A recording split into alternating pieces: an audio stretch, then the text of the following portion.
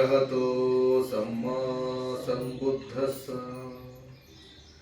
ಬುದ್ಧ ಧಮ್ಮ ಸಂಘ ತ್ರಿರತ್ನಗಳಿಗೆ ನಮಿಸುತ್ತಾ ಪರಮ ಪೂಜ್ಯ ಬೋಧಿಸತ್ವ ಡಾಕ್ಟರ್ BR ಅಂಬೇಡ್ಕರ್ ಅವರ ಪಾದಗಳಿಗೆ ನಮಿಸುತ್ತಾ ಪೂಜ್ಯ ಮನೋರಕಿತ ಬಂತೇಜಿಯವರ ಪಾದಗಳಿಗೆ ನಮಿಸುತ್ತಾ ಇವತ್ತಿನ ಈ ಧಮ್ಮ ಚರ್ಚೆಯನ್ನು ನಾವು ಶುರು ಮಾಡೋಣ. ಎಲ್ಲರಿಗೂ ಕೂಡ ಬೆಸ್ಟ್ ಸಂಸ್ಥೆಯ ಪರವಾಗಿ ಈ ಭಾನುವಾರದ ಈ ಧಮ್ಮದ ಚಟುವಟಿಕೆಗೆ ಸ್ವಾಗತವನ್ನು ಕೊಡ್ತೇನೆ. ಅನುತ್ತರ ಸೂತ್ತ ಅಂಗುತ್ತರ ನಿಕಾಯ ತ್ರಿಪಿಟಕದಲ್ಲಿ ಅಂಗುತ್ತರ ನಿಕಾಯದ ಸಂಪುಟ 6ರಲ್ಲಿದೆ. ಅನುತ್ತರ ಅಂದರೆ ಸರಿಸಾಟಿ ಇಲ್ಲದ ಅತ್ಯಂತ ಯಾರಿಗೂ ಕೂಡ ಸರಿಸಾಟಿ ಇಲ್ಲ, ಶ್ರೇಷ್ಠವಾದಂತಹ ಅನುತ್ತರವಾದ 6 ಸಂಗತಿಗಳಿವೆ. ಓಕೆ, ಇವನ್ನ ನಾವು ಅರ್ಥ ಮಾಡ್ಕೋಬೇಕು. ಭಗವಾನ್ ಬುದ್ಧರು ಹೇಳ್ತಕ್ಕಂತಹ ಧಮ್ಮ ಇದೆಯಲ್ಲ, ಬೇಸಿಕಲಿ ಅವ್ರು ಹೇಳ್ತಕ್ಕಂಥದ್ದು 4 ಆರ್ಯ ಸತ್ಯಗಳು ಮತ್ತು ಅದಕ್ಕೆ ಹೋಗ್ತಕ್ಕಂತಹ ಮಾರ್ಗ ಆರ್ಯ ಅಷ್ಟಾಂಗಿಕ ಮಾರ್ಗ. ಅದನ್ನು ಬೇರೆ ಬೇರೆ ಸಂದರ್ಭಗಳಲ್ಲಿ ಬೇರೆ ಬೇರೆ ಜನಗಳಿಗೆ ಬೇರೆ ಬೇರೆ ರೀತಿಯಲ್ಲಿ ಹೇಳಿದ್ದಾರೆ. ಯಾಕೆ? ಪ್ರತಿಯೊಂದು ಮನಸ್ಸುಗಳು ಕೂಡ ಬೇರೆ ಬೇರೆ ರೀತಿ ಇರ್ತವೆ. ಎಲ್ಲ ಮನಸ್ಸುಗಳು ಒಂದೇ ವಿಷಯವನ್ನು ಒಂದೇ ರೀತಿಯಲ್ಲಿ ಗ್ರಹಿಸಲಿಕ್ಕೆ ಸಾಧ್ಯ ಇಲ್ಲ ಅಲ್ವಾ? ಹಾಗಾಗಿ ಬೇರೆ ಬೇರೆ ಮನಸ್ಸುಗಳಿಗೆ ಅರ್ಥ ಆಗುವ ರೀತಿಯಲ್ಲಿ ಭಗವಂತರು ಬೇರೆ ಬೇರೆ ಸಂದರ್ಭಗಳಲ್ಲಿ ಈ ವಿಷಯಗಳನ್ನು ಹೇಳಿದ್ದಾರೆ. ಓಕೆ, ಇವತ್ತು ಅನುತ್ತರ ಸೂತ್ರದ ಬಗ್ಗೆ ಸ್ವಲ್ಪ ತಿಳ್ಕೊಳ್ಳೋದಕ್ಕೆ ಪ್ರಯತ್ನ ಮಾಡೋಣ. ಓಕೆ, ಶ್ರಾವಸ್ತಿಯಲ್ಲಿ ಭಗವಾನ್ ಬುದ್ಧರು ಚೇತವನದಲ್ಲಿ ತಂಗಿದ್ದಾಗ ಇದನ್ನು ಭಿಕ್ಕುಗಳಿಗೆ ಹೇಳಿರ್ತಕ್ಕಂಥದ್ದು ಅನುತ್ತರವಾದ 6 ಸಂಗತಿಗಳಿದ್ದಾವೆ. ಏನು ಅನುತ್ತರವಾದ 6 ಸಂಗತಿಗಳು?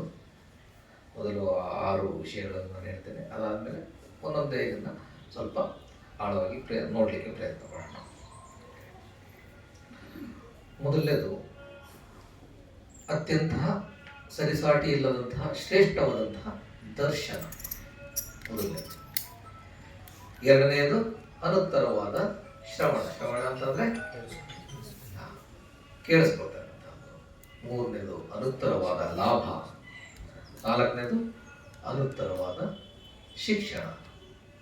ಐದನೆಯದು ಅನುತ್ತರವಾದ ಸೇವೆ. ಮತ್ತೆ 6ನೇದು ಅನುತ್ತರವಾದಂತಹ ಸ್ಮರಣೆ, ಸ್ಮೃತಿ ಅಂದರೆ ಜಾಗೃತವಾದ ನೆನಪು ಮಾಡ್ಕೊಳ್ತಕ್ಕಂಥದ್ದು. ಓಕೆ, ಇವೆಲ್ಲವೂ ಕೂಡ ಅನುತ್ತರವಾದಂಥದ್ದು. ಏನಕ್ಕೆ ಅನುತ್ತರವಾದಂಥದ್ದು? ಈಗ ನೀವೇ ಹೇಳ್ಬೋದು. ಇವೆಲ್ಲ ಅನುತ್ತರವಾದಂತಹ ದರ್ಶನ, ಶ್ರವಣ, ಲಾಭ, ಶಿಕ್ಷಣ, ಸೇವೆ ಮತ್ತು ಸ್ಮರಣೆ ಇವೆಲ್ಲವೂ ಅನುತ್ತರವಾದಂಥದ್ದು. ಯಾಕೆ ಅನುತ್ತರವಾದಂಥದ್ದು? ಇವೆಲ್ಲವೂ ಕೂಡ ನಮ್ಮನ್ನು ಬೋಧಿಯೆಡೆಗೆ ಕೊಂಡೊಯ್ತವೆ.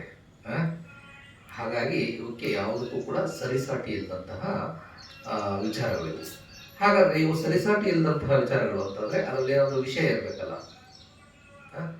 ಅದ್ರ ಬಗ್ಗೆ ಸ್ವಲ್ಪ ಆಳವಾಗಿ ನೋಡೋಣ. ಈಗ ಮೊದಲನೇದನ್ನ ಏನು ಹೇಳಿದ್ದು? ಅನುತ್ತರವಾದಂತಹ ದರ್ಶನ. ಅನುತ್ತರವಾದಂತಹ ದರ್ಶನ ಯಾವುದು?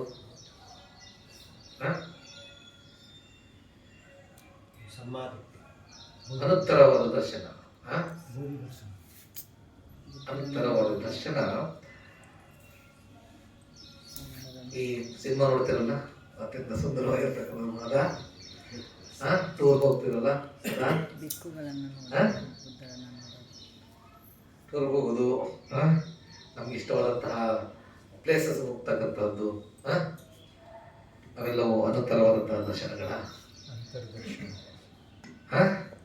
ಅಥವಾ ಮಿಥ್ಯಾ ದೃಷ್ಟಿ ಇಟ್ಕೊಂಡು ಯಾರೋ ಸರಿಯಾದ ದಾರಿಯಲ್ಲಿ ಇಲ್ಲದೆ ಇರ್ತಕ್ಕಂತಹ ಶ್ರಮಣರ ಹತ್ರ, ಬ್ರಾಹ್ಮಣರ ಹತ್ರ ಹೋಗಿ ಅವರನ್ನ ದರ್ಶನ ಮಾಡೋದು, ಅವರಿಗೆ ಪೂಜೆ ಮಾಡ್ತಕ್ಕಂತಹದ್ದು, ಅದು ಸರಿಯಾದ ದರ್ಶನವ ಅಲ್ಲ. ಅವೆಂಥವು? ಅವು ಹೀನವು, ಅಸಾಧಾರಣವು, ಅಲೌಕಿಕ, ಅನಾರ್ಯ ಮತ್ತು ಅನರ್ಥ ಸನ್ನಿಹಿತವಾದಂತಹದ್ದು. ಓಕೆ, ಅವು ನಮ್ಮನ್ನು ಏನು ಮಾಡ್ತವೆ? ನಿರ್ಲಿಪ್ತತೆಯೆಡೆಗೆ ಅಥವಾ ವೈರಾಗ್ಯಕ್ಕೆ ಅಥವಾ ನಿರೋಧಕ್ಕೆ, ಶಾಂತಿಯೆಡೆಗೆ ನಮ್ಮನ್ನು ಕೊಂಡೊಯ್ಯುವುದಿಲ್ಲ. ಓಕೆ, ಅದರ ಉಲ್ಟಾ ನಮ್ಮನ್ನು ಬಂಧನದಲ್ಲಿ ಸಿಕ್ಕಾಕ್ಸ್ತವೆ. ಓಕೆ, ಹಾಗಾದರೆ ಸರಿಯಾದಂತಹ ದರ್ಶನ ಯಾವುದು? ಮೊದಲನೇದು, ಯಾವಾಗ ನಾವು ಶ್ರದ್ಧೆ ಅಂತಂದರೆ ಅಂಧಶ್ರದ್ಧೆ ಅಲ್ಲ, ಓಕೆ, ಪ್ರಜ್ಞಾಪೂರ್ವಕವಾದ ತಿಳುವಳಿಕೆಯಿಂದ ನಾವು ಯಾವುದರ ಒಂದು ವಿಷಯಗಳ ಬಗ್ಗೆ ನಾವು ಚರ್ಚೆಯನ್ನು ಮಾಡಿ ಅದನ್ನು ಅರ್ಥ ಮಾಡಿಕೊಂಡು ಅನುಭವಕ್ಕೆ ತೆಗೆದುಕೊಂಡು ಅದನ್ನು ನಾವು ಫಾಲೋ ಮಾಡ್ತೀವಲ್ಲ, ಅದರ ಬಗ್ಗೆ ನಾವು ಕಂಪ್ಲೀಟಾಗಿ ನಮ್ಮ ಒಪ್ಪಿಗೆಯನ್ನು ಸೂಚಿಸ್ತೀವಲ್ಲ, ಅದು ಶ್ರದ್ಧೆ. ಓಕೆ, ಆ ಶ್ರದ್ಧೆ ಯಾವಾಗ ಬರುತ್ತೆ? ಭಗವಾನ್ ಬುದ್ಧರನ್ನು ನೋಡಿದಾಗ. ಯಾಕೆ? ಭಗವಾನ್ ಬುದ್ಧರು ಕಲ್ಪನಾತೀತವಲ್ಲ, ಅಂದರೆ ಕಲ್ಪನೆ ಇಲ್ಲ, ಅವರು ಈ ಭೂಮಿ ಮೇಲೆ ಹುಟ್ಟಿದ್ರು, ಈ ಭೂಮಿ ಮೇಲೆ ಅವರು ಬೆಳೆದ್ರು, ಈ ಭೂಮಿ ಮೇಲೆ ಧ್ಯಾನವನ್ನು ಮಾಡಿ ಅವರು ಜ್ಞಾನೋದಯವನ್ನು ಪಡೆದರು. ಅದಕ್ಕೆ ಸಾಕಷ್ಟು ಪೂರ್ವಗಳಿದೆ, ಅದು ಕಲ್ಪನೆ ಅಲ್ಲ. ಓಕೆ, ಜ್ಞಾನೋದಯವನ್ನು ಪಡೆದಿದ್ದಷ್ಟೇ ಅಲ್ಲ, ಎಲ್ಲರಿಗೂ ಕೂಡ ಜ್ಞಾನೋದಯದೆಡೆಗೆ ಕೊಂಡೊಯ್ಯೋದಕ್ಕೆ ಪ್ರಯತ್ನವನ್ನು ಮಾಡೋದು. ಓಕೆ, ಹಾಗಾಗಿ ನಮಗೆ ಆ ವಿಚಾರಗಳನ್ನು ನಾವು ತಿಳ್ಕೊಂಡಾಗ ನಮಗೆ ಭಗವಾನ್ ಬುದ್ಧರ ಮೇಲೆ ಶ್ರದ್ಧೆ ಆಟೋಮೆಟಿಕಲಿ ಬರುತ್ತೆ. ಇದು ಈ ರೀತಿಯ ಶ್ರದ್ಧೆ ಬಗ್ಗೆ ಭಗವಾನ್ ಬುದ್ಧರು ಹೇಳ್ತಾರೆ. ಓಕೆ, ಅಂಧಶ್ರದ್ಧೆ ಅಲ್ಲ, ನಾನು ಹೇಳ್ತೀನಿ ನೀವು ಒಪ್ಕೊಳ್ಳಿ ಅಂತ. ಹಾಗಾದ್ರೆ ಶ್ರದ್ಧೆ ಯಾಕೆ ಬರಬೇಕು ಭಗವಾನ್ ಬುದ್ಧರ ಮೇಲೆ? ಅವ್ರು ಎನ್ಲೈಟನ್ಮೆಂಟ್ ಅಂತ ಹೇಳ್ತಾರೆ. ಎನ್ಲೈಟನ್ಮೆಂಟ್ ಅಂದಷ್ಟಕ್ಕೇನೆ ನಿಮಗೆ ಎನ್ಲೈಟನ್ಮೆಂಟ್ ಅಂತಂದ್ರೆ ಗೊತ್ತಾಗಂದ್ರೆ ಅವ್ರ ಮೇಲೆ ಶ್ರದ್ಧೆ ಬರಬೇಕು ಅಂದ್ರೆ ನಾವು ಪ್ರತಿದಿನ ಏನ್ ಮಾಡ್ತೀವಿ, ಈಗ ಪಠಣ ಮಾಡಿದ್ವಲ್ಲ, ಅವರ ಗುಣಗಳನ್ನು ನಾವು ತಿಳ್ಕೋಬೇಕು. ಬುದ್ಧರ ಗುಣಗಳೇನು? ಪ್ರತಿದಿನ ಹೇಳ್ತಿರಲ್ವಾ, ಇತಿಪಿಸು ಭಗವ ಅರಹನ್ ಸಮ್ಮ ಸಂಬುದ್ಧು ವಿದ್ಯಾಚರಣ ಸಂಪನ್ನೋ ಸುಗತೋ ಲೋಕವಿದು ಅನುತ್ತರೋ ಪುರಿಸ ಧರ್ಮ ಸಾರಥಿ ಸತ್ತಾ ದೇವ ಮನಸ್ಸಾನ ಬುದ್ಧೋ ಭಗವಾತಿ. ಇತಿಪಿಸೋ ಭಗವ ಅಂತಂದ್ರೆ ಭಗವಾನರು ಹೇಗಿದ್ದಾರೆ? ಹೇಗಿದ್ದಾರೆ?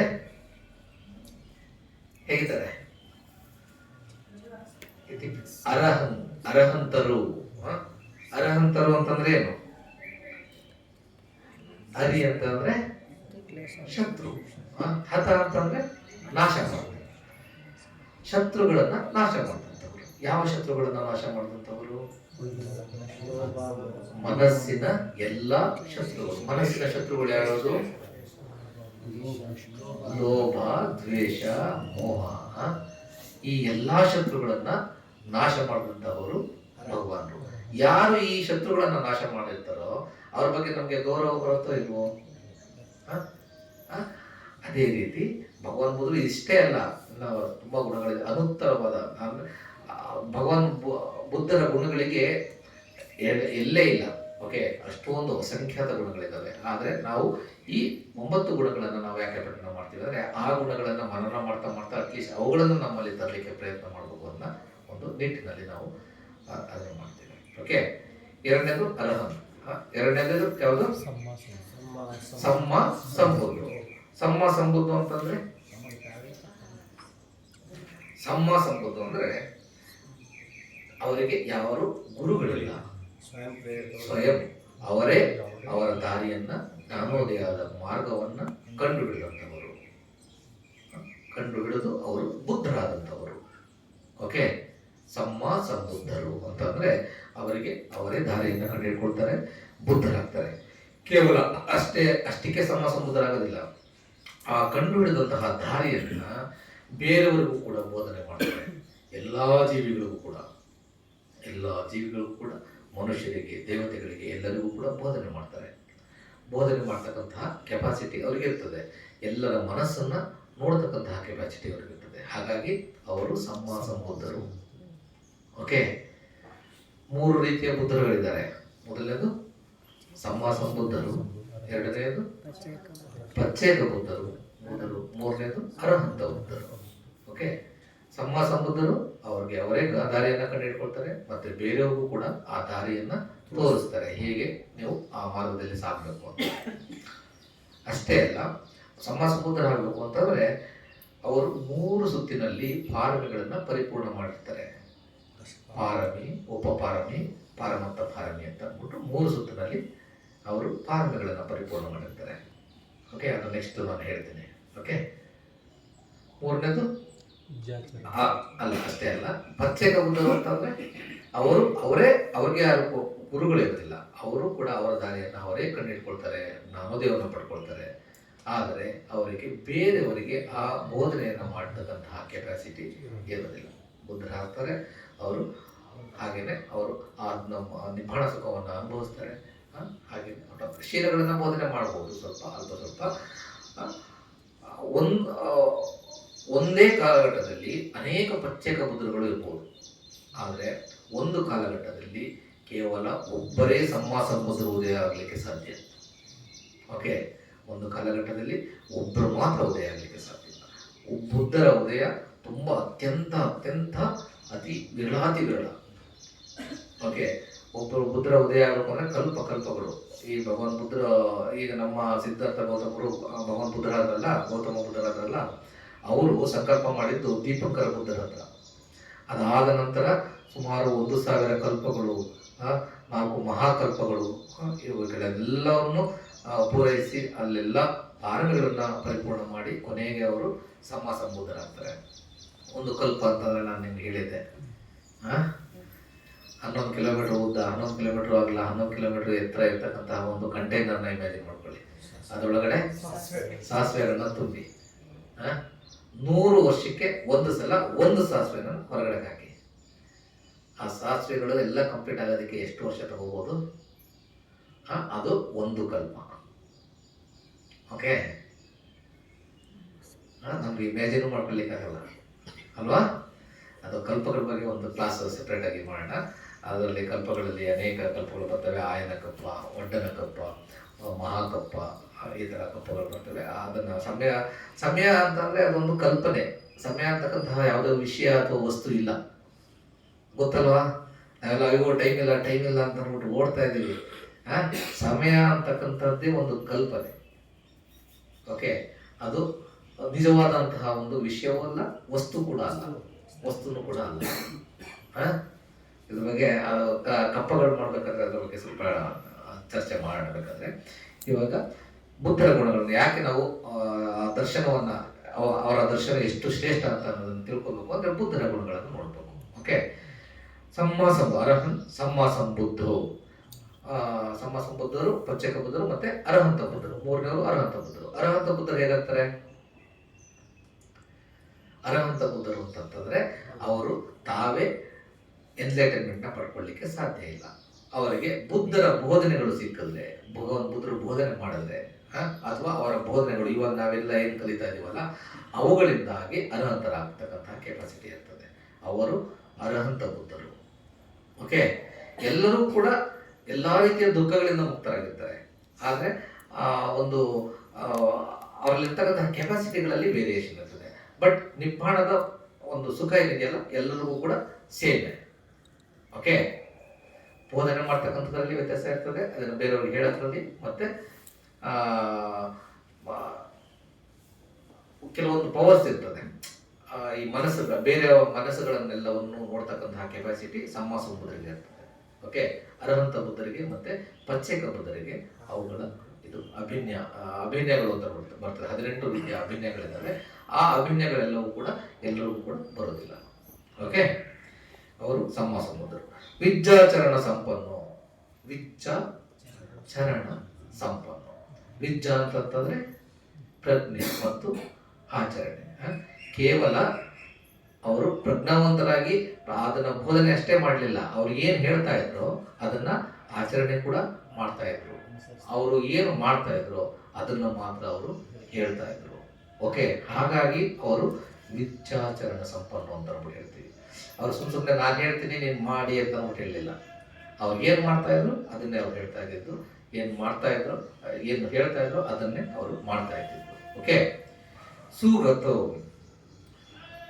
ಅಂದ್ರೆ ಅಂತಂದ್ರೆ ಸರಿಯಾದ ಮಾರ್ಗದಲ್ಲಿ ಬಂದು ಸರಿಯಾದ ಮಾರ್ಗದಲ್ಲಿ ಗತಿಸಿಬಹುದು. ಸರಿಯಾದ ಮಾರ್ಗದಲ್ಲಿ ಅಂತಂತಂದ್ರೆ ಹೇಗೆ ಬಂದ್ರು?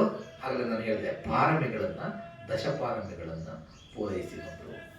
ದಶಪಾರಮಿಗಳಲ್ಲಿ ಮೊದಲನೇದು ದಾನ, ಶೀಲ, ನೇಖಮ ಅಂದ್ರೆ ತ್ಯಾಗ, ಮತ್ತೆ ಪ್ರಜ್ಞೆ, ಸತ್ಯ, ಪ್ರಯತ್ನ, ಆ, ಆ, ಆಮೇಲೆ ತಾಳ್ಮೆ, ಆ, ಆಮೇಲೆ ಅಧಿಷ್ಠಾನ, ದೃಢವಾದ ಸಂಕಲ್ಪ, ಆ, ಆ, ಮೆತ್ತ ಮತ್ತೆ ಉಪೇಕ್ಷ, ಕೊನೆಯದು ಸಮತಭಾವ. ಇವಿಷ್ಟನ್ನು ಕೂಡ 3 ಸುತ್ತಿನಲ್ಲಿ ಅವರು ಪರಿಪೂರ್ಣ ಮಾಡಿ ಬಂದರು. ಓಕೆ, ಈ 10 ಪಾರಮಿಗಳನ್ನು 3 ಸುತ್ತಿನಲ್ಲಿ ಪರಿಪೂರ್ಣ ಮಾಡಿ ಬರ್ತಾರೆ.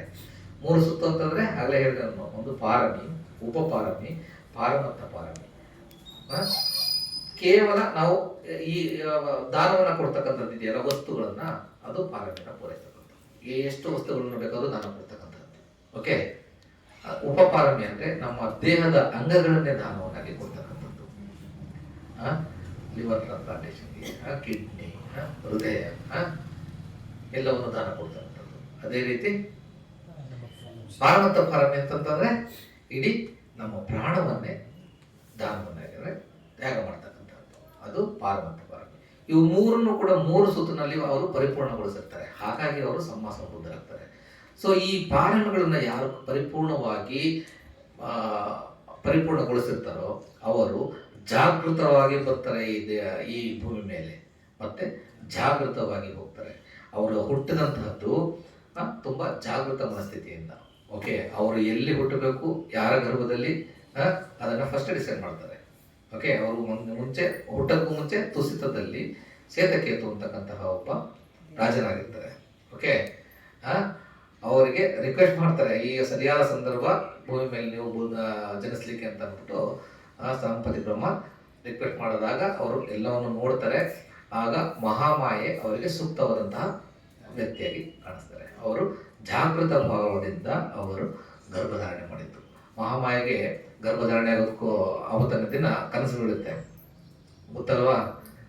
ಕನಸು ಅವರು ಮಲಗಿದ್ದಾಗ ಅವ್ರನ್ನ ದೇವತೆಗಳು ಮಾನಸ ಸರೋವರಕ್ಕೆ ಕರ್ಕೊಂಡೋಗಿ ಅಲ್ಲಿ ಸ್ನಾನವನ್ನು ಮಾಡಿಸಿ ಅಲ್ಲಿಂದ ಹೊರಗೆ ತಗೊಂಡು ಬಂದಾಗ ಒಂದು ಬಿಳಿ ಆನೆ ಕಮಲವನ್ನು ಹಿಡ್ಕೊಂಡು ಅವರ 3 ಸುತ್ತ ಪ್ರದಕ್ಷಿಣೆ ಹಾಕಿ ಅವರ ಹೊಟ್ಟೆಯನ್ನು ಪ್ರವೇಶ ಮಾಡಿದಂತಹ ಕನಸು ಬೀಳುತ್ತೆ.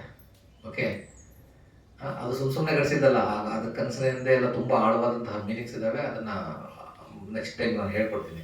ಈಗ ತುಂಬ ಚರ್ಚೆ ಬೇರೆ ಕಡೆ ಹೋಗ್ಬಿಡುತ್ತೆ. ಓಕೆ, ಸೊ ಅವರು ಜಾಗೃತವಾಗಿ ಅವರು ಗರ್ಭಧಾರಣೆ ಮಾಡಿದ್ದು, ಜಾಗೃತವಾಗಿ ಜನಿಸಿದ್ದು. ಅವರು ಹುಟ್ಟಿದಾಗ ಅವರು 7 ಹೆಜ್ಜೆಯನ್ನ ಇಡ್ತಾರೆ. ಓಕೆ, ಮತ್ತೆ ಡಿಕ್ಲೇರ್ ಮಾಡ್ತಾರೆ, ಇದನ್ನ ಕೊನೆ ಹುಟ್ಟು, ಮತ್ತೆ ನನಗೆ ಹುಟ್ಟಿಲ್ಲ ಅಂತಕ್ಕಂಥದ್ದನ್ನ ಡಿಕ್ಲೇರ್ ಮಾಡ್ತಾರೆ. ಓಕೆ, ಹಾಗಾಗಿ ಅದೇ ಸಾಯಬೇಕು ಕೂಡ 3 ತಿಂಗಳು ಮುಂಚೆನೆ ಅವರು ಡಿಕ್ಲೇರ್ ಮಾಡ್ತಾರೆ. ಫೆಬ್ರವರಿ ಹುಣ್ಣಿಮೆ ದಿನ ಅವರು ಡಿಕ್ಲೇರ್ ಮಾಡ್ತಾರೆ, ನಾನು ಇವತ್ತಿಗೆ 3 ತಿಂಗಳ ನಂತರ ಇಂತಹ ಸ್ಥಳದಲ್ಲಿ ಇಂತಹ ಸಮಯದಲ್ಲಿ ಮಹಾಪರಿನಿರ್ವಾಣವನ್ನು ಹೊಂದ್ತೇನೆ ಅಂತ ಅಂದ್ಬಿಟ್ಟು. ಓಕೆ, ಫಸ್ಟೇ ಡಿಕ್ಲೇರ್ ಮಾಡಿರ್ತಾರೆ. ಓಕೆ, ಆ ರೀತಿ ಅವರು, ಹಾಗಾಗಿ ಅವರು ಸುಗತ್ತು ಸರಿಯಾದ ಮಾರ್ಗದಲ್ಲಿ ಬಂದರು, ಜಾಗೃತವಾಗಿ ಬಂದರು, ಜಾಗೃತವಾಗಿ ಹೋದರು. ಎಲ್ಲರಿಗೂ ಆಗುತ್ತಾ ಜಾಗೃತವಾಗಿ ಬರಲಿಕ್ಕೆ, ಜಾಗೃತವಾಗಿ ಹೋಗ್ಲಿಕ್ಕೆ? ಹಾಗಾಗಿ ನಮಗೆ ಅವರ ಮೇಲೆ ಗೌರವ ಇದೆ, ಶ್ರದ್ಧೆ ಇದೆ. ಲೋಕವಿದು, ಅವರು ಎಲ್ಲಾ ಲೋಕಗಳನ್ನ ಕಂಪ್ಲೀಟ್ ಆಗಿ ಅರ್ಥಕೊಂಡಿದ್ರು. ಸತ್ತಾಲೋಕ, ಈ ಭೂಮಿಯ ಲೋಕ, ಪ್ರಾಣಿ ಲೋಕ, 37 ಜೀವನಗಳಿದ್ದಾವೆ. ಓಕೆ, ಎಲ್ಲಾ ಲೋಕಗಳನ್ನು ಕಂಪ್ಲೀಟ್ ಆಗಿ ತಿಳ್ಕೊಂಡಿದ್ರು. ಓಕೆ, ಮನುಷ್ಯ ಲೋಕ 5ನೇ ಸ್ಥಳದಲ್ಲಿದೆ. ಓಕೆ, ನಮಗಿಂತ ಕೆಳಗಡೆ 4 ಜೀವನೆಲೆಗಳಿದ್ದಾವೆ, ನಮಗಿಂತ ಮೇಲೆ 26 ಜೀವನೆಲೆಗಳಿದ್ದಾವೆ. ಓಕೆ, ಎಲ್ಲಾ ಲೋಕಗಳನ್ನ ಸರಿಯಾಗಿ ತಿಳ್ಕೊಂಡಿದ್ರು. ಅನುತ್ತರೋ ಪುರಿಸ ಧಮ್ಮ ಸಾರಥಿ. ಅನುತ್ತರೋ ಇಲ್ಲಿ ಬಂತು, ಸರಿಸಾಟಿ ಇಲ್ಲದ ಧಮ್ಮ ಸಾರಥಿ. Okay, perfect driver. ಅವರ ಗಾಡಿಯಲ್ಲಿ ಯಾವುದೇ ಕಾರಣಕ್ಕೂ ಆಕ್ಸಿಡೆಂಟ್ ಆಗಲ್ಲ. 100% ಅವ್ರ ಗಾಡಿಯಲ್ಲಿ ಕೂತ್ಕೊಂಡ್ರೆ ಡೆಸ್ಟಿನೇಷನ್ ಇಸ್ ಗ್ಯಾರಂಟಿ. ಓಕೆ, ಆದರೆ ಆ ಕೂತ್ಕೊಳ್ತಕ್ಕಂಥ ಪ್ರಯತ್ನವನ್ನ ಮಾಡಬೇಕು. ಅದೇ ಕಷ್ಟ ನಮ್ಮ ಜನಗಳಿಗೆ, ಅಲ್ವಾ? ಧಮ್ಮವನ್ನ ಯಾರಿಗೆ ಯಾವ ರೀತಿ ಹೇಳಬೇಕೋ ಆ ರೀತಿ ಪರ್ಫೆಕ್ಟ್ ಆಗಿ ಅವರು ಹೇಳ್ತಾ ಇದ್ರು. ಹಾಗಾಗಿ ಸರಿಯಾದ ಶ್ರೇಷ್ಠವಾದಂತಹ ಧಮ್ಮ ಸಾರಥಿ. ಹಾಗಾಗಿ ಅವರ ಮೇಲೆ ನಮಗೆ ಶ್ರದ್ಧೆ ಇದೆ, ಗೌರವ ಇದೆ. ಸತ್ತ ದೇವ ಮನಸ್ಸಾನಂ, ಅವರು ದೇವತೆಗಳಿಗೆ ಮತ್ತೆ ಸತ್ತಾಲೋಕದಲ್ಲಿರ್ತಕ್ಕಂತಹ ಎಲ್ಲಾ ಜೀವಿಗಳಿಗೂ ಕೂಡ ಗುರುಗಳು, ಶ್ರೇಷ್ಠವಾದಂತಹ ಗುರುಗಳು. ಬುದ್ಧರು ಅಂತಂದ್ರೆ ಏನು? ಯಾರು ಜ್ಞಾನವನ್ನ, ಶ್ರೇಷ್ಠವಾದಂತಹ ಜ್ಞಾನವನ್ನ, ಜ್ಞಾನೋದಯವನ್ನ ಪಡೆದಿರ್ತಾರೋ ಅವರು ಬುದ್ಧರು. ಅವ್ರ ಬುದ್ಧತ್ವ ಅಂದ್ರೆ ಅದೊಂದು ಸ್ಥಿತಿ. ಓಕೆ, ಹಾಗಾಗಿ ಆ ಸ್ಥಿತಿಗೆ ನಾವು ಗೌರವವನ್ನು ಸಲ್ಲಿಸ್ತೇವೆ. ಭಗವ ಭಗವಂತ ಅಂತಂತ ಎಲ್ಲ ಹೇಳ್ತಾರಲ್ಲ, ಎಲ್ಲಿಂದ ಬಂದಿದ್ದು? ಪಾಳಿಗೋರಳಿಂದ ಬಂದಿದ್ದು. ಹಿಸ್ಟ್ರಿ ಕರೆಕ್ಟಾಗಿ ಹೋದ್ರೆ ಭಗವಂತ ಅಂದ್ಬಿಟ್ಟು ಫಸ್ಟ್ ಡಾಕ್ಯುಮೆಂಟ್ ಆಗಿರೋದು ಪೋಸ್ಟ್ ಬುದ್ಧ. ಭಗವ ಅಂತ ಅಂದ್ಬಿಟ್ಟು ಯಾಕಂತಾರೆ? ಭಗ್ಗರಾಗು, ಭಗ್ಗದೋಸು, ಭಗ್ಗಮೋಹ. ಭಗ್ಗರಾಗು ಅಂತಂದ್ರೆ ಯಾರು ರಾಗವನ್ನ ಕಂಪ್ಲೀಟ್ ಆಗಿ ತೆಗೆದುಹಾಕಿದರು. ಭಗ್ಗದೋಸು ಅಂತಂದ್ರೆ ಯಾರು ದ್ವೇಷವನ್ನ ಕಂಪ್ಲೀಟ್ ಆಗಿ ತೆಗೆದುಹಾಕಿದರು. ಭಗ್ಗ ಅಂದ್ರೆ ಭಗ್ನ, ನಾಶ ಮಾಡೋದು. ಓಕೆ. ಭಗ್ಗಮೋಹ ಯಾರು ಅಜ್ಞಾನವನ್ನ ಕಂಪ್ಲೀಟ್ ಆಗಿ ತೆಗೆದುಹಾಕಿದರು, ಅಂಥವರಿಗೆ ನಾವು ಗೌರವವನ್ನ, ಅಂಥವ್ರ ಮೇಲೆ ನಾವು ಶ್ರದ್ಧೆಯನ್ನ ಇಟ್ಕೊಳ್ತೀವಿ. ಹಾಗಾಗಿ ಇದು ಅಂಧಶ್ರದ್ಧೆ. ಈ ಕ್ವಾಲಿಟೀಸ್ ಇರ್ತಕ್ಕಂಥವರ ದರ್ಶನ ಎಷ್ಟು ಶ್ರೇಷ್ಠ? ಒಳ್ಳೆಯದ ಕೆಟ್ಟದ? ಪರಮಶ್ರೇಷ್ಠ ಅಲ್ವಾ? ಹಾಗಾಗಿ ಇದು ಅತ್ಯಂತ ಅನುತ್ತರವಾದಂತಹ ದರ್ಶನ, ಭಗವಾನ್ ಬುದ್ಧರ ದರ್ಶನ. ಭಗವಾನ್ ಬುದ್ಧರ ನಂತರ ಯಾರು? ಶ್ರಾವಕ ಸಂಘ. ಶ್ರಾವಕ ಸಂಘ ಅಂತ ಅಂದ್ರೆ ಈ ಬೋಧಿಯ ಮಾರ್ಗದಲ್ಲಿ ಯಾರು ನಡೀತಾ ಇರ್ತಾರೋ ಅವರ ಆ ಸಂಘವನ್ನ ಶ್ರಾವಕ ಸಂಘ ಅಂತ ಮಾಡಿದ್ವಿ. ಅವರಲ್ಲಿ ಸೋತಾಪನ್ನ, ಸಗದಗಾಮಿ, ಅನಾಗಾಮಿ, ಅರ್ಹಂತ ಪಡೆದಂತಹ ಎಲ್ಲರೂ ಕೂಡ ಇನ್ಕ್ಲೂಡ್ ಆಗ್ತಾರೆ. ಅವರ ದರ್ಶನ ಅತ್ಯಂತ ಶ್ರೇಷ್ಠವಾದಂತಹದ್ದು. ಅವರ ನೆಕ್ಸ್ಟ್ ಬಿಕ್ಕು ಸಂಘದಲ್ಲಿ ಆ ಮಾರ್ಗದಲ್ಲಿ ನಡೀತಾ ಇರ್ತಕ್ಕಂಥವ್ರು, ಇನ್ನು ಆ ಸ್ಟೇಜ್ನ ರೀಚ್ ಆಗಿರೋದಿಲ್ಲ, 4 ಸ್ಟೇಜ್ನ. ಬಟ್ ಆ ಸ್ಟೇಜ್ನ ರೀಚ್ ಆಗೋದಕ್ಕೆ ನಡೀತಾ ಇರ್ತಕ್ಕಂಥವರ ದರ್ಶನ ಇದೆಯಲ್ಲ, ಅದು ತುಂಬಾ ಶ್ರೇಷ್ಠವಾದಂತಹದ್ದು. ಯಾಕೆ ಶ್ರೇಷ್ಠವಾದಂತಹದ್ದು? ಇದು ಎಲ್ಲ ಜೀವಿಗಳ ವಿಶುದ್ಧಿಗಾಗಿ, ಶೋಕ ಪರಿತಾಪಗಳನ್ನು ದಾಟುವುದಕ್ಕಾಗಿ, ದುಃಖ ದುಮ್ಮಾನಗಳನ್ನು ದಾಟುವುದಕ್ಕಾಗಿ, ಅಷ್ಟಾಂಗ ಮಾರ್ಗಗಳ ಸಾಧನೆಗಾಗಿ ಮತ್ತು ನಿಬ್ಬಾಣದ ಸಾಕ್ಷಾತ್ಕಾರಕ್ಕಾಗಿ ಆಗಿರುತ್ತದೆ. ಹಾಗಾಗಿ ಇದು ಅತ್ಯಂತ ಶ್ರೇಷ್ಠವಾದಂತಹ, ಸರಿಸಾಟಿ ಇಲ್ಲದಂತಹ ದರ್ಶನ. ಓಕೆ, ಇದು ಅನುತ್ತರವಾದಂತಹ ದರ್ಶನ. ಎರಡನೇದು ಏನು ಶ್ರವಣ ಮಾಡಬೇಕು? ಧಮ್ಮ ಶ್ರವಣ. ಧಮ್ಮ ಶ್ರವಣ ಅಂತಂತಂದ್ರೆ ಯಾಕೆ ಧಮ್ಮ ಶ್ರವಣ ಶ್ರೇಷ್ಠ? ಧಮ್ಮ ಅಂತಂದ್ರೆ ಏನು? ಸತ್ಯ. ಭಗವಾನ್ ಬುದ್ಧರ ಬಾಯಿಂದ ಬಂದಂತಹ ಏನೆಲ್ಲ ವಿಚಾರಗಳಿದಾವೆ ಅವಷ್ಟನ್ನು ಕೂಡ ಧಮ್ಮ ಅಂತ ಅಂದ್ಬಿಟ್ಟು ಹೇಳ್ತೇವೆ. ಓಕೆ, ಬುದ್ಧನಾದ ನಂತರ ಅವರ ಬಾಯಿಂದ ಬಂದಿರ್ತಕ್ಕಂತಹ ಎಲ್ಲವೂ ಕೂಡ ಧಮ್ಮ. ಓಕೆ, ಅವೆಲ್ಲವೂ ಕೂಡ ಸತ್ಯಕ್ಕನುಸಾರವಾಗಿದ್ವು. ಅವರು ಸುಮ್ಮನೆ ಕಾಡು ಹೊರಟ ಹೊಡಿತಾ ಇರಲಿಲ್ಲ. ಎಷ್ಟು ಬೇಕೋ ಅದನ್ನ, ಏನು ಬೇಕು, ಯಾರಿಗೆ ಹೇಗೆ ಹೇಳ್ಬೇಕು ಅದಷ್ಟೇ ಹೇಳ್ತಾ ಇದ್ರು. ಸೊ ಧಮ್ಮ ಅಂತಂದ್ರೆ ಏನ್ ಧಮ್ಮ ಹೇಳಿದ್ರು ಭಗವಾನ್ ಬುದ್ಧರು? ಆಗ್ಲೇ ನಾನು ಹೇಳಿದೆ, 4 ಅರಿಯ ಸತ್ಯಗಳು ಹೇಳಿದ್ರು. ಏನು ಅರಿಯ ಸತ್ಯಗಳು? ದುಃಖ ಇದೆ, ಅನ್ಸ್ಯಾಟಿಸ್ಫ್ಯಾಕ್ಟರಿನೆಸ್, ದುಃಖ ಅಂತ ಅಂದ್ರೆ ಅದು ಒಪ್ಕೋತೀರಾ? ಎಲ್ಲಾ ಜೀವಿಗಳು ಕೂಡ ಸ್ಯಾಟಿಸ್ಫೈ ಆಗಿಲ್ಲ, ಒಂದಲ್ಲ ಒಂದು ರೀತಿಯಲ್ಲಿ ದುಃಖದ ಸ್ಥಿತಿನಲ್ಲಿ ಇದ್ದಾವೆ. ಹೌದಾ? ಆ ದುಃಖವನ್ನ ಇದೆ ಅಂತಕ್ಕಂಥದ್ದನ್ನ ನಾವು ಒಪ್ಕೊಳ್ಳೋದು ಮೊದಲನೇ ಸ್ಟೆಪ್ ಅಲ್ವಾ? ಅದು ಒಪ್ಕೊಂಡಾಗ, ಗೊತ್ತಾದಾಗ ಅದಕ್ಕೆ ಕಾರಣವನ್ನ ಹುಡುಕ್ತೇವೆ. ಆ ಕಾರಣವನ್ನ ಭಗವಾನ್ ಬುದ್ಧರು ಹೇಳಿದ್ರಲ್ವಾ? ಏನು ಕಾರಣ ದುಃಖಕ್ಕೆ? ದುಃಖ. ಒಂದು 3 ದಿನ ಹೊಸಬರಿದ್ದಾರೆ, ದುಃಖ ಗೊತ್ತಲ್ವಾ? ಏನೇನು ದುಃಖಗಳು? ಭಗವಾನ್ ಬುದ್ಧರು ಹೇಳಿದಂತಹ 12 ದುಃಖಗಳೇನೇನು? ಮೊದಲನೇದು ಹುಟ್ಟು ದುಃಖ. ಹುಟ್ಟು ಸುಖನ ದುಃಖನ? ದುಃಖ. ಯಾಕೆ ದುಃಖ? ಬಿಡ್ತಾ ಯಾರಾದ್ರೂ ನಗ್ತಾ ಹುಟ್ಟಿದೀರಾ? ಎಲ್ಲರೂ ಕೂಡ ಅಳ್ತಾನೆ ಹುಟ್ಟೋದು. ಹುಟ್ಟಿದ ತಕ್ಷಣ ಎನ್ವೈರನ್ಮೆಂಟ್ ಚೇಂಜ್ ಆಗುತ್ತೆ. ಹೊರಗೆ ಬರ್ಬೇಕಾದ್ರೆ ನೋವು, ಬಂದ ತಕ್ಷಣ ಎನ್ವೈರನ್ಮೆಂಟ್ ಚೇಂಜ್, ಉಸಿರಾಡ್ಲಿಕ್ಕೆ ಆಗಲ್ಲ. ತಾಯಿಗೆ ನೋವು ಅಲ್ವಾ? ಹುಟ್ಟಿದ ತಕ್ಷಣ ವಯಸ್ಸಾಗಕ್ಕೆ ಸ್ಟಾರ್ಟ್ ಆಗುತ್ತೆ.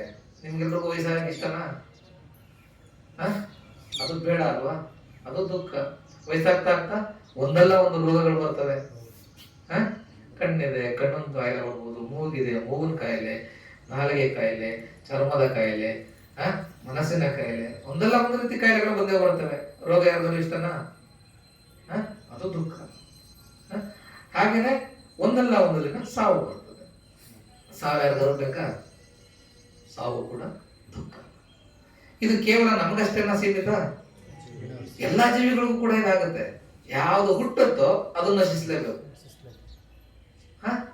ಇವೆಲ್ಲ ಸತ್ಯಗಳು ಕೂಡ ಅದಕ್ಕೂ ಕೂಡ ಅನ್ವಯಿಸುತ್ತೆ. ಎಲ್ಲ ಜೀವಿಗಳಿಗೂ ಕೂಡ ಅವು ರೋಗಗಳಿಂದ ಒದ್ದಾಡ್ತವೆ, ಅವು ಕೂಡ ಒಂದಲ್ಲ ಒಂದು ದಿನ ಸಾಯ್ತವೆ. ಅದು ಸುಖನ ದುಃಖನ? ಅದು ದುಃಖ. ನೀವೆಲ್ಲ ಹುಟ್ಟಿದ್ದೀರಾ, ಇಷ್ಟು ಜನ ಒಟ್ಟಾಗೆ ಇದ್ದೀವಿ, ಎಲ್ಲ ಒಟ್ಟಾಗೆ ಇರ್ತೀವ ಯಾವಾಗಲೂ ಕೂಡ, ಒಂದೆಲ್ಲ ಒಂದಿನ ಬಿಟ್ಟು ಹೋಗ್ಬೇಕಾಗ್ತದೆ. ಅದು ಸುಖನ ದುಃಖನ? ಅದು ದುಃಖ. ಎಲ್ಲ ಬೇರೆ ಬೇರೆ ಡಿಪಾರ್ಟ್ಮೆಂಟ್ ಅಲ್ಲಿ ವರ್ಕ್ ಮಾಡ್ತಾ ಇದ್ದೀರಾ, ವರ್ಕ್ ಮಾಡ್ತಾ ಇರ್ಬೇಕಾದ್ರೆ ನಿಮ್ ಜೊತೆ ಇರ್ತಕ್ಕಂತಹ ಎಲ್ಲಾ ಕೊಲೀಗ್ಸ್ ಜೊತೆ ಚೆನ್ನಾಗಿ ವರ್ಕ್ ಮಾಡ್ತಾ ಇದ್ದೀರಾ. ಇಷ್ಟ ಇಲ್ಲ ಅಂದ್ರೂ ಕೂಡ ಕಷ್ಟಪಟ್ಟು ಕೆಲಸ ಮಾಡ್ತಾ ಇರ್ತೀರಾ. ಅಯ್ಯೋ ನಮ್ಮ ಬಾಸ್ ಸರಿ ಇಲ್ಲ, ಅಯ್ಯೋ ನನ್ನ ಜೊತೆ ಇರೋನ್ ಸರಿ ಇಲ್ಲ. ಹೌದಲ್ವ? ಅದು ಸುಖನ ದುಃಖನ? ಅದು ಕೂಡ ಅಪ್ರಿಯರೊಡನೆ ಸೇರ್ತಕ್ಕಂತಹದ್ದು ದುಃಖ. ಪ್ರಿಯರ ಅಗಲುವಿಕೆ ದುಃಖ. ಒಟ್ಟಾಗಿ ಸಂಕ್ಷಿಪ್ತವಾಗಿ ಹೇಳೋದಾದ್ರೆ ಈ ಪಂಚಕಂದಗಳಿಗೆ ಅಂಟುಕೊಳ್ತಕ್ಕಂತಹದ್ದು ದುಃಖ. ಯಾಕೆ ಈ ದುಃಖ ಬಂತು? ಈ ಪಂಚಕಂದಗಳಿಗೆ ಅಂಟ್ಕೊತಾ ಇದೀವಿ ನಾವು. ಪಂಚಕಂದಗಳು ಯಾವುದು? ರೂಪಕಂದ, ವೇದನಾಕಂದ, ಸಂಜ್ಞಾಕಂದ, ಸಂಖಾರಕಂದ, ವಿಜ್ಞಾನಕಂದ. ರೂಪ ಈ ದೇಹಕ್ಕೆ ನಾನು ನಾನು ಅಂತ ಅಂದ್ಬಿಟ್ಟು ಗಟ್ಟಿಯಾಗಿ ಹಿಡ್ಕೊಂಡಿದ್ದೀವಿ. ಈ ದೇಹ ನಂದು ಅಂದ್ಬಿಟ್ಟು. ಅದು ನಮ್ದಲ್ಲ, ನಮ್ಮ ಮಾತು ಕೇಳ್ತಾ ಇಲ್ಲ. ಅದು ನಮ್ಮ ಮಾತು ಕೇಳೋದೇ ಆಗಿದ್ರೆ ನಾವು ಸಣ್ಣವರಾಗಿ ಇದ್ದಾಗ ಹೇಗಿದ್ವೋ ಹಾಗೆ ಇರಬೇಕು ಅಂತ ಅಂದ್ಬಿಟ್ಟು ನಾವು ಡಿಸೈಡ್ ಮಾಡಿ ಅದನ್ನು ಡಿಕ್ಲೇರ್ ಮಾಡ್ಬೇಕು. ಆಗುತ್ತಾ? ಬದಲಾಗ್ತಾ ಇದೀವಿ ಅಲ್ವಾ? ಚೇಂಜ್ ಆಗ್ತಾ ಇದೀವಿ. ನಮ್ಮ ಮಾತು ಕೇಳ್ತಾ ಇದೆಯಾ? ಅದು ಡೈಜೆಸ್ಟಿವ್ ಸಿಸ್ಟಮ್ ನಮ್ಮ ಮಾತು ಕೇಳುತ್ತಾ? ಹಾರ್ಟ್ ನಮ್ಮ ಮಾತು ಕೇಳುತ್ತಾ? ಲಂಗ್ಸ್ ನಮ್ಮ ಮಾತು ಕೇಳುತ್ತಾ? ದೇಹದ ಯಾವುದೇ ಭಾಗಗಳು ಕೂಡ ನಿಮ್ಮ ಮಾತು ಕೇಳಲ್ಲ. ಆದ್ರೂ ಕೂಡ ಇದು ನಾನು ಅಂತ ಅಂದ್ಬಿಟ್ಟು ನಾವು ಗಟ್ಟಿಯಾಗಿ ಹಿಡ್ಕೊಳ್ತೀವಿ. ಅದು ದುಃಖಕ್ಕೆ ಕಾರಣ. ವೇದನೆ. ಕೂತ್ಕೊಂಡಿದ್ದೀರಾ, ಒಂದಲ್ಲ ಒಂದು ರೀತಿ ವೇದನೆ ಬರುತ್ತೆ. ಫಸ್ಟ್ ಕೂತ್ಕೊಂಡಾಗ ತುಂಬಾ ಸುಖಕರವಾಗಿ ಆರಾಮಾಗಿ ಪೊಸಿಷನ್. ಸ್ವಲ್ಪ ಹೊತ್ತಾದ್ಮೇಲೆ ಅದೇ ಅನ್ಸ್ಯಾಟಿಸ್ಫ್ಯಾಕ್ಟರಿ. ಅಯ್ಯೋ ಯಾಕೋ ಕಾಲಪ್ಪ, ಕಾರಣ ಸ್ವಲ್ಪ ಆಚೆ ಈಚೆ ಮಾಡ್ತಾರೆ. ಅದು ದುಃಖ. ಹೌದಲ್ವಾ? ವೇದನೆ. ದುಃಖ ವೇದನೆಯಲ್ಲಿ 3 ಟೈಪ್ ಬರ್ತದೆ. ಪ್ರತಿ ಹಂತದಲ್ಲೂ ಕೂಡ ಒಂದಲ್ಲ ಒಂದು ವೇದನೆಗಳಿರ್ತವೆ. ಅವೆಲ್ಲವೂ ಕೂಡ ಅನಿತ್ಯ. ಹಾಗಾಗಿ ಅನಿತ್ಯವಾಗಿರ್ತಾವಲ್ಲ ಎಲ್ಲ ವೇದನೆಗಳು, ಅವೆಲ್ಲವೂ ದುಃಖವನ್ನೇ ತರ್ತಕ್ಕಂಥದ್ದು. ಓಕೆ. ಹಾಗೆ ವೇದನಾ ಕಂದ, ಸಂಜ್ಞಾಕಂದ. ಪರ್ಸೆಪ್ಷನ್ ಮಾಡ್ತೀವಲ್ಲ, ನಾವು ಗ್ರಹಿಸ್ತೀವಲ್ಲ, ಗ್ರಹಿಸೋದನ್ನ ಹಂಗೆ ಹೇಳ್ಕೊಳ್ಳಿಕ್ಕೆ ಸಾಧ್ಯನಾ? ಅದನ್ನು ಹೊರಟೋಗುತ್ತೆ.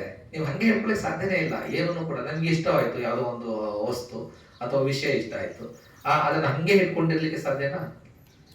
ಅದು ಬದಲಾಗುತ್ತೆ. ನೀವು ಒಂದು ವಸ್ತು, ಒಂದು ಸ್ವೀಟ್ ಇಷ್ಟ ಆಯ್ತು, ಹಂಗೆ ಇಟ್ಕೊತೀರ ಅಂದ್ರೆ ಎಷ್ಟು ದಿನ ಇಟ್ಕೋತೀರಿ? 1 ದಿನ, 2 ದಿನ, 3ನೇ ದಿನಕ್ಕೆ ಹಾಳಾಗ್ಬಿಡುತ್ತೆ. ನೀವು ಅದನ್ನು ತಿಂದ್ರೆ ಅದು ಕೂಡ ಡೈಜೆಸ್ಟ್ ಆಗಿ ಹೊರಟೋಗುತ್ತೆ ಅಲ್ವಾ? ಗ್ರಹಿಕೆ ಅಂತಕ್ಕಂಥದ್ದನ್ನ ನಾವು ಹಿಡಿದಷ್ಟು ಕೂಡ ಅದು ದುಃಖಕ್ಕೆ ತಳ್ತಾ ಇರ್ತದೆ. ಅದನ್ನ ಅಬ್ಸರ್ವ್ ಮಾಡಬೇಕು ನಾವು. We should let it go. ಅದನ್ನ ಹಿಡಿಲಿಕ್ಕೆ ಸಾಧ್ಯ ಇಲ್ಲ ಗ್ರಹಿಕೆಗಳನ್ನ. ಸೊ ಸಂಜ್ಞಾಕಂದ, ಅದು ಸಂಜ್ಞೆ ದುಃಖದ ತರ್ತಕ್ಕಂಥದ್ದು. ಸಂಖಾರ. ಸಂಖಾರ ಅಂದ್ರೆ ಮನಸ್ಸಿನ ಚೇತಸಿಕಗಳು. ಇಲ್ಲಿ ಮನಸ್ಸಿನ ಚೇತಸಿಕಗಳು. ಅದು 3 ಬೇರೆ ಬೇರೆ ಇದರಲ್ಲಿ ಬರ್ತದೆ. ಕಮ್ಮು ಕೂಡ ಸಂಖಾರ ಅಂತ ಅಂದ್ಬಿಟ್ಟು ಬೇರೆ ಬೇರೆ ಇದರಲ್ಲಿ ಬೇರೆ ಬೇರೆ ಅರ್ಥವನ್ನು ಅದು ಕೊಡುತ್ತೆ. ಓಕೆ. ಮನಸ್ಸಿನ ಚೇತಸಿಕಗಳು ಅವು ನಮ್ಮ ಕಂಟ್ರೋಲ್ ಇದಾವ? ಮನಸ್ಸಿನ ಚೇತಸಿಕಗಳು ಕೂಡ ನಮ್ಮ ಕಂಟ್ರೋಲ್ ಇಲ್ಲ. ಅದೇ ರೀತಿ ಮನಸ್ಸಿನ ಚಿತ್ತಗಳು, ವಿಜ್ಞಾನ, ಯಾವು ಕೂಡ ನಮ್ಮ ಕಂಟ್ರೋಲ್ ಇಲ್ಲ. ಅವುಗಳನ್ನ ನಾವು ಯಾವಾಗ ಹಿಡಿಲಿಕ್ಕೆ ಹೋಗ್ತೀವೋ ಅವು ದುಃಖವನ್ನು ತರ್ತದೆ. ಪಂಚಕಂದಗಳಿಗೆ ಅಂಟ್ಕೊಂಡ್ರೆ ಅದು ದುಃಖವನ್ನು ತರ್ತದೆ. ಸೊ ಹಾಗಾಗಿ ನಾವು ಫಸ್ಟ್ ಥಿಂಗ್ ಏನು ಮಾಡಬೇಕು? ದುಃಖ ಅಂದ್ರೆ ಏನು ಅಂತ ತಿಳ್ಕೊ. ದುಃಖಕ್ಕೆ ಕಾರಣ ಏನು? ಈ ತರ ಹೇಳಿದ್ನಲ್ಲ, ಅಂಟುವಿಕೆ. ಅಂಟ್ಕೋತಾ ಇದ್ದೀವಿ ನಾವು. ಯಾವ್ದಕ್ಕೆ ಅಂಟ್ಕೋತಾ ಇದ್ದೀವಿ? ಅದ್ರಲ್ಲಿ 3 ರೀತಿಯ ಅಂಟುವಿಕೆ ಇದೆ. ಮೊದಲನೇದು ಭವತನ, ವಿಭವತನ ಮತ್ತು ಕಾಮತನ. ಕಾಮತನ ಅಂದ್ರೆ ಇಂದ್ರಿಯ ವಸ್ತು ವಿಷಯಗಳಿಗೆ ಅಂಟ್ಕೊಳ್ತಕ್ಕಂಥದ್ದು. ನಾವು ಕಣ್ಣಿದೆ, ಕಣ್ಣಿಂದ ನೋಡಿ ಏನಾದ್ರು ಇಷ್ಟ ಆಯ್ತು ಅದಕ್ಕೆ ಅಂಟ್ಕೊಳ್ಳೋದು. ಅಥವಾ ಕಣ್ಣಿಂದ ನೋಡಿ ಏನೋ ಇಷ್ಟ ಆಗ್ಲಿಲ್ಲ ಅಂತಕ್ಕಂಥದ್ದು ಕೂಡ ಅಂಟುವಿಕೆ. ಅಯ್ಯೋ ನಂಗೆ ಅದು ಇಷ್ಟ ಆಗಲ್ಲ ಅಂತ ಅಂಟ್ಕೊಳ್ಳೋದು. ಬೇಡ ಬೇಡ ಬೇಡ ಅಂತ. ಅದೇನ್ ಮಾಡುತ್ತೆ? ದ್ವೇಷವನ್ನು ಜಾಸ್ತಿ ಮಾಡುತ್ತೆ. ಇಷ್ಟಪಟ್ರೆ ಅದು ಲೋಭವನ್ನು ಜಾಸ್ತಿ ಮಾಡುತ್ತೆ. ಎರಡು ಗೊತ್ತಾಗಲಿಲ್ಲ ಅಂತಂದ್ರೆ ಅದು ಅಜ್ಞಾನವನ್ನು ಜಾಸ್ತಿ ಮಾಡುತ್ತೆ. ನಾವು ನೋಡ್ಬೇಕು. ನೋಟದಲ್ಲಿ ಏನಿದೆ? ಬರೀ ನೋಟ ಮಾತ್ರ ಇರಬೇಕು. ಓಕೆ. ಅದರಲ್ಲಿ ಒಳ್ಳೇದು ಕೆಟ್ಟದ್ದು ಆ ಥರದನ್ನ ನಾವು ಜಡ್ಜ್ಮೆಂಟ್ ಕೊಡಬಾರ್ದು. ಓಕೆ. ಅದೇ ರೀತಿ ನಾಲ್ಗೆ ಇದೆ, ರುಚಿಯ ಹಿಂದೆ ಹೋಗಬಾರ್ದು. ಮತ್ತೆ ಮೂಗು, ವಾಸನೆ, ಹಾಗೆ ದೇಹದ ಸ್ಪರ್ಶ, ಕಿವಿ. ಈ ಕಾಮತನ ಅಂದ್ರೆ ಈ ಇಂದ್ರಿಯ ವಸ್ತು ವಿಷಯಗಳ ಹಿಂದೆ ಹೋದ್ರೆ ಅವು ನಮ್ಮನ್ನ ದುಃಖಕ್ಕೆ ಕೊಂಡೋಗುತ್ತೆ. ಈ ಅಂಟುವಿಕೆ ಕಾಮತನ ಮೊದಲನೇದು ಇಂದ್ರಿಯ ವಸ್ತುಗಳಿಗೆ ಇಟ್ಕೊಳ್ತಕ್ಕಂಥ. ಎರಡನೇದು ಭವತನ. ಭವತನ ಅಂದ್ರೆ ಇರುವಿಕೆಗೆ, ಎಕ್ಸಿಸ್ಟೆನ್ಸ್ಗೆ. ನಾವೆಲ್ಲ ಅನ್ಕೊಂಡಿದೀವಿ ನಾವು ಪರ್ಮನೆಂಟ್ ಅಂತ ಅಂದ್ಬಿಟ್ಟು, ಈಗಲೂ ಕೂಡ ಹಂಗೆ ಅನ್ಕೋತೀವಿ, ನಮ್ಗೆ ಸಾವಿಲ್ಲ ಅನ್ನೋ ರೀತಿಯೆಲ್ಲ ಬದುಕ್ತೀವಿ. ಆದರೆ ಯಾವಾಗ ಬರ್ಬೋದು ಸಾವು ಅಂತ ಅಂದ್ಬಿಟ್ಟು ಯಾರಿಗೂ ಗೊತ್ತಿಲ್ಲ. ಯಾವಾಗ ಬೇಕಾದ್ರೂ ಬರ್ಬೋದು, ನಾಳೆ ಬರ್ಬೋದು, 10 ವರ್ಷ ಆದ್ಮೇಲೆ ಬರ್ಬೋದು, ಈಗಲೂ ಬರ್ಬೋದು ಅಲ್ವಾ. ಯಾರು ಈ ಪ್ರಜ್ಞೆ ಇಟ್ಕೊಂಡು ಧಮ್ಮವನ್ನ ಪ್ರಾಕ್ಟೀಸ್ ಮಾಡ್ತಾರೋ ಅವರು ತುಂಬಾ ಬೇಗ ಜ್ಞಾನೋದಯವನ್ನು ಪಡ್ಕೊಳ್ತಾರೆ. ಓಕೆ. ಮೂರನೇದು ವಿಭವತನ. ವಿಭವತನ ಸೂಸೈಡ್ ಮಾಡ್ಕೋತಾರಲ್ಲ, ನಾನು ಸತ್ತಂದ್ರೆ ಎಲ್ಲ ಸರಿಯಾಗ್ಬಿಡ್ತದೆ ಅಂತ ಅಂದ್ಬಿಟ್ಟು, ಅದು ಕೂಡ ಅಂಟುವಿಕೆ. ಅವಾಗ ನಾವು ಸಾಯ್ಬೇಕು ಅಂತ ಅಂದ್ಬಿಟ್ಟು ಯೋಚನೆ ಬರುತ್ತಲ್ಲ, ಅದು ಎಂತಹ ಚಿತ್ತ? ದ್ವೇಷ ಚಿತ್ತ. ದ್ವೇಷ ಚಿತ್ತದಲ್ಲಿ ನಾವು ಸತ್ತರೆ ಆ ಚಿತ್ತ ಮತ್ತೆ ದ್ವೇಷದ ಜೊತೆಗೆ ಹೋಗ್ತದೆ, ಅದು ಮರು ಹುಟ್ಟಿಗೆ ಕಾರಣ ಅಲ್ವಾ. ಅದು ಕೂಡ ಈ ಮೂರು ಅಂಟುವಿಕೆಗಳು, ಇದರಿಂದನೇ ನಾವು ಪ್ರತಿ ಕ್ಷಣ ದುಃಖದ ಚಕ್ರದಲ್ಲಿ ನಾವು ಸಿಕ್ಕಾಕೋತಾ ಇದ್ದೀವಿ. ಈ ಮೂರು ಅಂಟುವಿಕೆಗಳನ್ನ ನಾವು ಎಕ್ಸಾಕ್ಟ್ ಆಗಿ ಅರ್ಥ ಮಾಡ್ಕೊಂಡ್ರೆ, ಈ ಅಂಟುವಿಕೆಗಳನ್ನ ಕಟ್ ಮಾಡಿದ್ರೆ ನಮ್ಗೆ ಏನ್ ಸಿಗುತ್ತೆ? ಸುಖ ಸಿಗುತ್ತೆ. ಅದನ್ನ ಭಗವಂತ ಬುದ್ಧ ಹೇಳಿದ್ರು. ಆ ಸುಖ ಸಿಗಬೇಕು ಅಂದ್ರೆ ನಾವು ಪ್ರಯತ್ನ ಪಡಬೇಕು. ಅದಕ್ಕೆ ಒಂದು ಮಾರ್ಗ ಇದೆ ಅಂತ ಭಗವಂತ ಹೇಳಿದ್ರು. ಅದೇ ಅರಿಯ ಅಷ್ಟಾಂಗಿಕ ಮಾರ್ಗ. ಓಕೆ. ಸಮ್ಮ ದಿಟ್ಟಿ, ಸಮ್ಮ ಸಂಕಪ್ಪು, ಸಮ್ಮ ವಾಚು, ಸಮ್ಮ ಆಚಿವು, ಸಮ್ಮ ಕಮ್ಮತ್ತು, ಸಮ್ಮ ವೀರ್ಯ, ಸಮ್ಮ ಸತಿ, ಸಮ್ಮ ಸಮಾಧಿ. ಸರಿಯಾದ ದೃಷ್ಟಿಕೋನಗಳನ್ನ ಬೆಳೆಸ್ಕೋಬೇಕು, ಸರಿಯಾದ ದೃಢವಾದ ಸಂಕಲ್ಪವನ್ನು ಬೆಳೆಸ್ಕೋಬೇಕು, ಸರಿಯಾದ ಮಾತುಗಳನ್ನ ಆಡಬೇಕು, ಸರಿಯಾದ ಕೆಲಸಗಳನ್ನ ಮಾಡಬೇಕು, ಸರಿಯಾದ ಜೀವನೋಪಾಯ ಮಾಡಬೇಕು, ಸರಿಯಾದ ಪ್ರಯತ್ನವನ್ನು ಮಾಡಬೇಕು, ಸರಿಯಾದ ಜಾಗೃತ ಸ್ಥಿತಿಯನ್ನು ನಾವು ಕಾಪಾಡ್ಕೋಬೇಕು, ಸರಿಯಾದ ಸಮಾಧಿಯ ಸ್ಥಿತಿಯನ್ನು ನಾವು ಕಾಪಾಡ್ಕೊಳ್ಬೇಕು. ಓಕೆ. ಯಾವಾಗ ಈ ಅಷ್ಟಾಂಗ ಮಾರ್ಗದಲ್ಲಿ ನಾವು ನಡೀತೀವೋ ನಮಗೆ ಯಾವುದೇ ರೀತಿ ತೊಂದರೆಗಳು ಬರೋದಕ್ಕೆ ಸಾಧ್ಯ ಇಲ್ಲ. ಅದು ನಮ್ಮನ್ನ ಸುಖದ ಕಡೆಗೆ ಕರ್ಕೊಂಡು ಹೋಗ್ತದೆ ಹೊರತು ದುಃಖದ ಸ್ಥಿತಿಗೆ ತಳ್ಳೋದಿಲ್ಲ. ಓಕೆ. ಸೊ ಈ ಧಮ್ಮವನ್ನ ಈ ಗೊತ್ತಾಯ್ತಲ್ವ, ಈ 4 ಆರ್ಯ ಸತ್ಯಗಳು, ಇದನ್ನ ಭಗವಂತರು ಹೇಳಿದ್ರು. ಇದು ಧಮ್ಮ. ಬೇಸಿಕಲಿ ಈ ಬೇಸಿಕ್ ಧಮ್ಮದ ಸ್ಟ್ರಕ್ಚರ್ ಈ 4. ಓಕೆ. ಈ ಧಮ್ಮವನ್ನ ಕೇಳ್ತಕ್ಕಂಥದ್ದು ಇದೆಯಲ್ಲ, ಅದು ಶ್ರೇಷ್ಠವಲ್ವೋ? ಯಾರು ಈ ಧಮ್ಮವನ್ನ ಕೇಳ್ತಾರೋ ಅವರು ನಿಬ್ಬಾಣದೆಡೆಗೆ ಹೋಗ್ತಾರೆ ಅಂತ ಭಗವಂತ ಹೇಳಿದ್ರು. ಈ ಮ್ಯೂಸಿಕ್ ಕೇಳೋದ್ರಿಂದ ಅಲ್ಲ, ವೀಣೆ ನಂಗೆ ಇಷ್ಟ ಆಯ್ತು, ಗಿಟಾರ್ ಇಷ್ಟ ಆಯ್ತು, ಪಿಯಾನೋ ಇಷ್ಟ ಆಯ್ತು, ಅದರಿಂದ ಹೋದ್ರೆ ಅದು ಮತ್ತೆ ಅವೆಲ್ಲ ಏನು ಕಾಮತನ್ನ ಕಡೆಗೆ ತೆಗೆದುಕೊಂಡು ಹೋಗ್ತಾರೆ. ಮೂರನೇದು ಅನುತ್ತರವಾದ ಲಾಭವು ಹೇಗಿರುತ್ತದೆ? ಏನೋ ಜಾಸ್ತಿ ದುಡ್ಡು ಮಾಡಿದ್ರೆ, ಹೆಂಡತಿ ಜೊತೆ ತುಂಬಾ ಖುಷಿಯಾಗಿದ್ರೆ, ಅಥವಾ ತುಂಬಾ ವಸ್ತುಗಳನ್ನ ಶೇಖರಣೆ ಮಾಡಿದ್ರೆ, ಆಸ್ತಿ ಶೇಖರಣೆ ಮಾಡಿದ್ರೆ, ಮನೆ ಮೇಲೆ ಮನೆ ಕಟ್ಟಿದ್ರೆ, ಇವೆಲ್ಲ ನಮ್ಗೆ ಲಾಭ ತಂದು ಕೊಡ್ತಾವ? ಅದು ಲಾಭನ ಯಾವ್ದು ಲಾಭ ಹಾಗಾದ್ರೆ? ಇವೆಲ್ಲವೂ ಹೊರಟೋಗ್ತವೆ. ನಾನು ಆಗ್ಲೇ ಹೇಳಿದೀವಿ, ಯಾವ ಕೂಡ ಪರ್ಮನೆಂಟ್ ಅಲ್ಲ. ಇವೆಲ್ಲ ಬೇಕು, ವಸ್ತುಗಳು ಬೇಕು ನಮಗೆ. ಅದನ್ನ ಪ್ರಜ್ಞಾಪೂರ್ವಕವಾಗಿ ನಮಗೆ ಅದರ ಅಗತ್ಯ ಏನು ಅದನ್ನ ನಾನು ಅರ್ಥ ಮಾಡ್ಕೋತೀನಿ, ಅದನ್ನ ನಾನು ಉಪಯೋಗಿಸ್ತೀನಿ, ಅದಕ್ಕೆ ನಾನು ಅಂಟ್ಕೊಳ್ಳೋದಿಲ್ಲ, ಅಂಟ್ಕೋಬಾರ್ದು. ಓಕೆ. ಇವೆಲ್ಲವೂ ಅಗತ್ಯ ಇದೆ, ನಮಗೆ ಅಗತ್ಯ ಇರ್ತಕ್ಕಂತಹ ವಸ್ತುಗಳನ್ನ ನಾವು ಉಪಯೋಗಿಸ್ಬೇಕು. ಉಪಯೋಗಿಸ್ತಕ್ಕಂಥದ್ದು ಏನಕ್ಕೆ ಉಪಯೋಗಿಸ್ತಾ ಇದೀವಿ ಅಂತಕ್ಕಂತಹ ಪ್ರಜ್ಞೆ ನಮ್ಗೆ ಇರ್ಬೇಕು. ಓಕೆ. ನಾವು ಬಟ್ಟೆ ಹಾಕೋತೀವಿ, ಏನಕ್ಕೆ ಬಟ್ಟೆ ಹಾಕೋತೀವಿ? ಹೆಚ್ಚಿನ ಭಾಗ ಯೋಚನೆ ಮಾಡೋದು ಶೋಕಿ ಮಾಡಕ್ಕೆ, ತುಂಬಾ ಐರನ್ ಮಾಡಿ, ನೀಟಾಗಿ ಐರನ್ ಮಾಡಿ. ಆದ್ರೆ ಬಟ್ಟೆ ಹಾಕೋತಕ್ಕಂಥದ್ದು ಬೇಸಿಕಲಿ ನಮ್ಮ ಪ್ರೊಟೆಕ್ಷನ್ಗೆ ಅಷ್ಟೇ, ಮಾನವನ್ನ ಮುಚ್ಕೊಳ್ಳಿಕ್ಕೆ ಮತ್ತೆ ಪ್ರೊಟೆಕ್ಷನ್ಗೆ. ಓಕೆ. ಹಾಗೆ ಪ್ರತಿಯೊಂದು ಇದರಲ್ಲೂ ಕೂಡ ನಾವು ಏನು ಮಾಡ್ತಾ ಇದ್ದೀವಿ ಅಂತಕ್ಕಂತಹ ಪ್ರಜ್ಞೆ ನಮ್ಗೆ ಇಟ್ಕೊಂಡು ನಾವು ಮಾಡಬೇಕು. ಈ ವಸ್ತು ವಿಷಯಗಳನ್ನ ಗಳಿಸಬಾರ್ದು ಅಂದ್ಬಿಟ್ಟಲ್ಲ, ಸರಿಯಾದ ಮಾರ್ಗದಲ್ಲಿ ನೀವು ಎಷ್ಟು ಬೇಕಾದ್ರೂ ಗಳಿಸಿ. ಭಗವಂತರು ಯಾವತ್ತೂ ಕೂಡ ಆಸ್ತಿಯನ್ನ ಸಂಪಾದನೆ ಮಾಡೋದಕ್ಕೆ, ಹಣವನ್ನ ಗಳಿಸಲಿಕ್ಕೆ ರಿಸ್ಟ್ರಿಕ್ಷನ್ ಹಾಕಿಲ್ಲ. ಸರಿಯಾದ ಮಾರ್ಗದಲ್ಲಿ ಸರಿಯಾದ ಜೀವನೋಪಾಯವನ್ನು ಮಾಡಿ ನೀವು ಎಷ್ಟು ಬೇಕಾದ್ರೂ ಗಳಿಸ್ಕೊಳ್ಳಿ. ಆದರೆ ಆ ವಸ್ತುವಿಂದ, ಆ ಸಂಪತ್ತಿನಿಂದ ನಿಮ್ಗೆ ಏನು ಉಪಯೋಗ, ಅದನ್ನ ನೀವು ಏನಕ್ಕೆ ಉಪಯೋಗ ಮಾಡಬೇಕು ಅಂತಕ್ಕಂಥ ಪ್ರಜ್ಞೆಯನ್ನ ಇಟ್ಕೊಂಡು ನೀವು ಮಾಡಿ ಅಂತ ಅಂದ್ಬಿಟ್ಟು ಭಗವಂತ ಹೇಳ್ತಾರೆ. ಓಕೆ. ಹಾಗಾದ್ರೆ ನಮಗೆ ಲಾಭ ತರ್ತಕ್ಕಂಥದ್ದು ಯಾವುದು? ಈ ವಸ್ತು ವಿಷಯಗಳಲ್ಲ. ನಮಗೆ ಲಾಭ ತರ್ತಕ್ಕಂಥದ್ದು ತಥಾಗತರ ಮೇಲೆ ನಮ್ಮ ಶ್ರದ್ಧೆ ಯಾವಾಗ ಜಾಸ್ತಿ ಆಗ್ತದೆ, ಆವಾಗ ಅದು ನಮ್ಮನ್ನ, ಯಾವ ಶ್ರದ್ಧೆ ಜಾಸ್ತಿ ಆಗುತ್ತೆ ತಥಾಗತರ ಮೇಲೆ, ಭಗವದ್ ಬುದ್ಧರ ಮೇಲೆ, ಧಮ್ಮದ ಮೇಲೆ, ಸಂಘದ ಮೇಲೆ ಶ್ರದ್ಧೆ ಜಾಸ್ತಿ ಆದಾಗ ಅದು ನಮ್ಗೆ ಏನ್ ಮಾಡುತ್ತೆ? ಯಾವ ರೀತಿ ಲಾಭ ತಂದು ಕೊಡುತ್ತೆ? ಶ್ರದ್ಧೆ ಬಂದ ತಕ್ಷಣ ಲಾಭ ನೋಡುತ್ತಾ? ನಾವು ಅದನ್ನ ಅಭ್ಯಾಸ ಮಾಡ್ತೀವಿ. ಭಗವಾನ್ ಬುದ್ಧರ ಬೋಧನೆಗಳನ್ನ ಕೇಳಿಸ್ಕೊಂಡ ನಂತರ ನಾವು ಅದನ್ನ ಅಭ್ಯಾಸ ಮಾಡ್ತೀವಿ. ಪ್ರಾಕ್ಟೀಸ್ ಮಾಡಿದಾಗ ಅದು ನಮ್ಮನ್ನ ಯಾವ ಕಡೆ ಕರ್ಕೊಂಡು ಹೋಗ್ತದೆ? ಬೋಧಿಯ ಕಡೆ ಕರ್ಕೊಂಡು ಹೋಗ್ತದೆ. ಬೋಧಿಯ ಹಂತಗಳು ಯಾವುದು? ಮೊದಲನೇದು ಸೋತಾಪನ್ನ, ಸಗದಾಗಾಮಿ, ಅನಾಗಾಮಿ, ಅರಹಂತ. ಇವು ಲಾಭಗಳು. ನಾವು ಆ ದಾರಿಯಲ್ಲಿ ನಾವು ನಡೆದ್ರೆ ನಾವು ನಮ್ಮನ್ನ ಅದು ಬೋಧಿಯೆಡೆಗೆ ಕರ್ಕೊಂಡು ಹೋಗ್ತದೆ. ಬೋಧಿಯೆಡೆಗೆ ಸೋತಾಪನ್ನ ಆದಂತಹ ವ್ಯಕ್ತಿ, ನೀವು 100 ಇಡೀ ಪ್ರಪಂಚದ ಎಲ್ಲಾ ಅಂದ್ರೆ ಇಡೀ ವಿಶ್ವಕ್ಕೆ ನೀವು ಚಕ್ರಾಧಿಪತಿ ಆಗಿದ್ದರೂ ಕೂಡ, ಅಥವಾ 100 ಜನ್ಮಗಳೆತ್ತಿ ಶೀಲವಂತನಾಗಿಲ್ಲದೆ ಇರೋದಕ್ಕಿಂತ ಒಬ್ಬ ಸೋದಪನ್ನ ಆಗಿ ಅಥವಾ ಒಬ್ಬ ಶೀಲವಂತನಾಗಿತ್ತು ಅಂತಂದ್ರೆ ಅದು ಎಲ್ಲರಿಗಿಂತ ಅತ್ಯಂತ ಶ್ರೇಷ್ಠ ಅನ್ನೋದು ಭಗವಂತ ಒಂದು ಕಡೆ ಹೇಳ್ತಾರೆ. ಸೊ ಶೀಲವಂತನಾಗಿರ್ತಕ್ಕಂಥದ್ದು ನಮಗೆ ಲಾಭವನ್ನು ತಂದುಕೊಡುತ್ತೆ. ಉಪಾಸಕರೆಲ್ಲರೂ ಕೂಡ ಅದಕ್ಕೆ ನಾವು ಶೀಲವನ್ನು ಫಾಲೋ ಮಾಡಬೇಕು. ಓಕೆ, ಅದನ್ನ ನೆಕ್ಸ್ಟ್ ಅದು ನಮ್ಮನ್ನ ಸಂಕೋಲಗಳಿಂದ ಬಿಡುಗಡೆ ಮಾಡುತ್ತೆ. 10 ಸಂಕೋಲಗಳಿದ್ದಾವೆ. 10 ಸಂಕೋಲಗಳಲ್ಲಿ 3 ಸಂಕೋಲಗಳನ್ನು ನಾವು ದಾಟಿದ್ರೆ ಸೋತಪ್ಪನ ಸ್ಥಿತಿಯನ್ನು ನಾವು ಪಡ್ಕೊಳ್ತೀವಿ.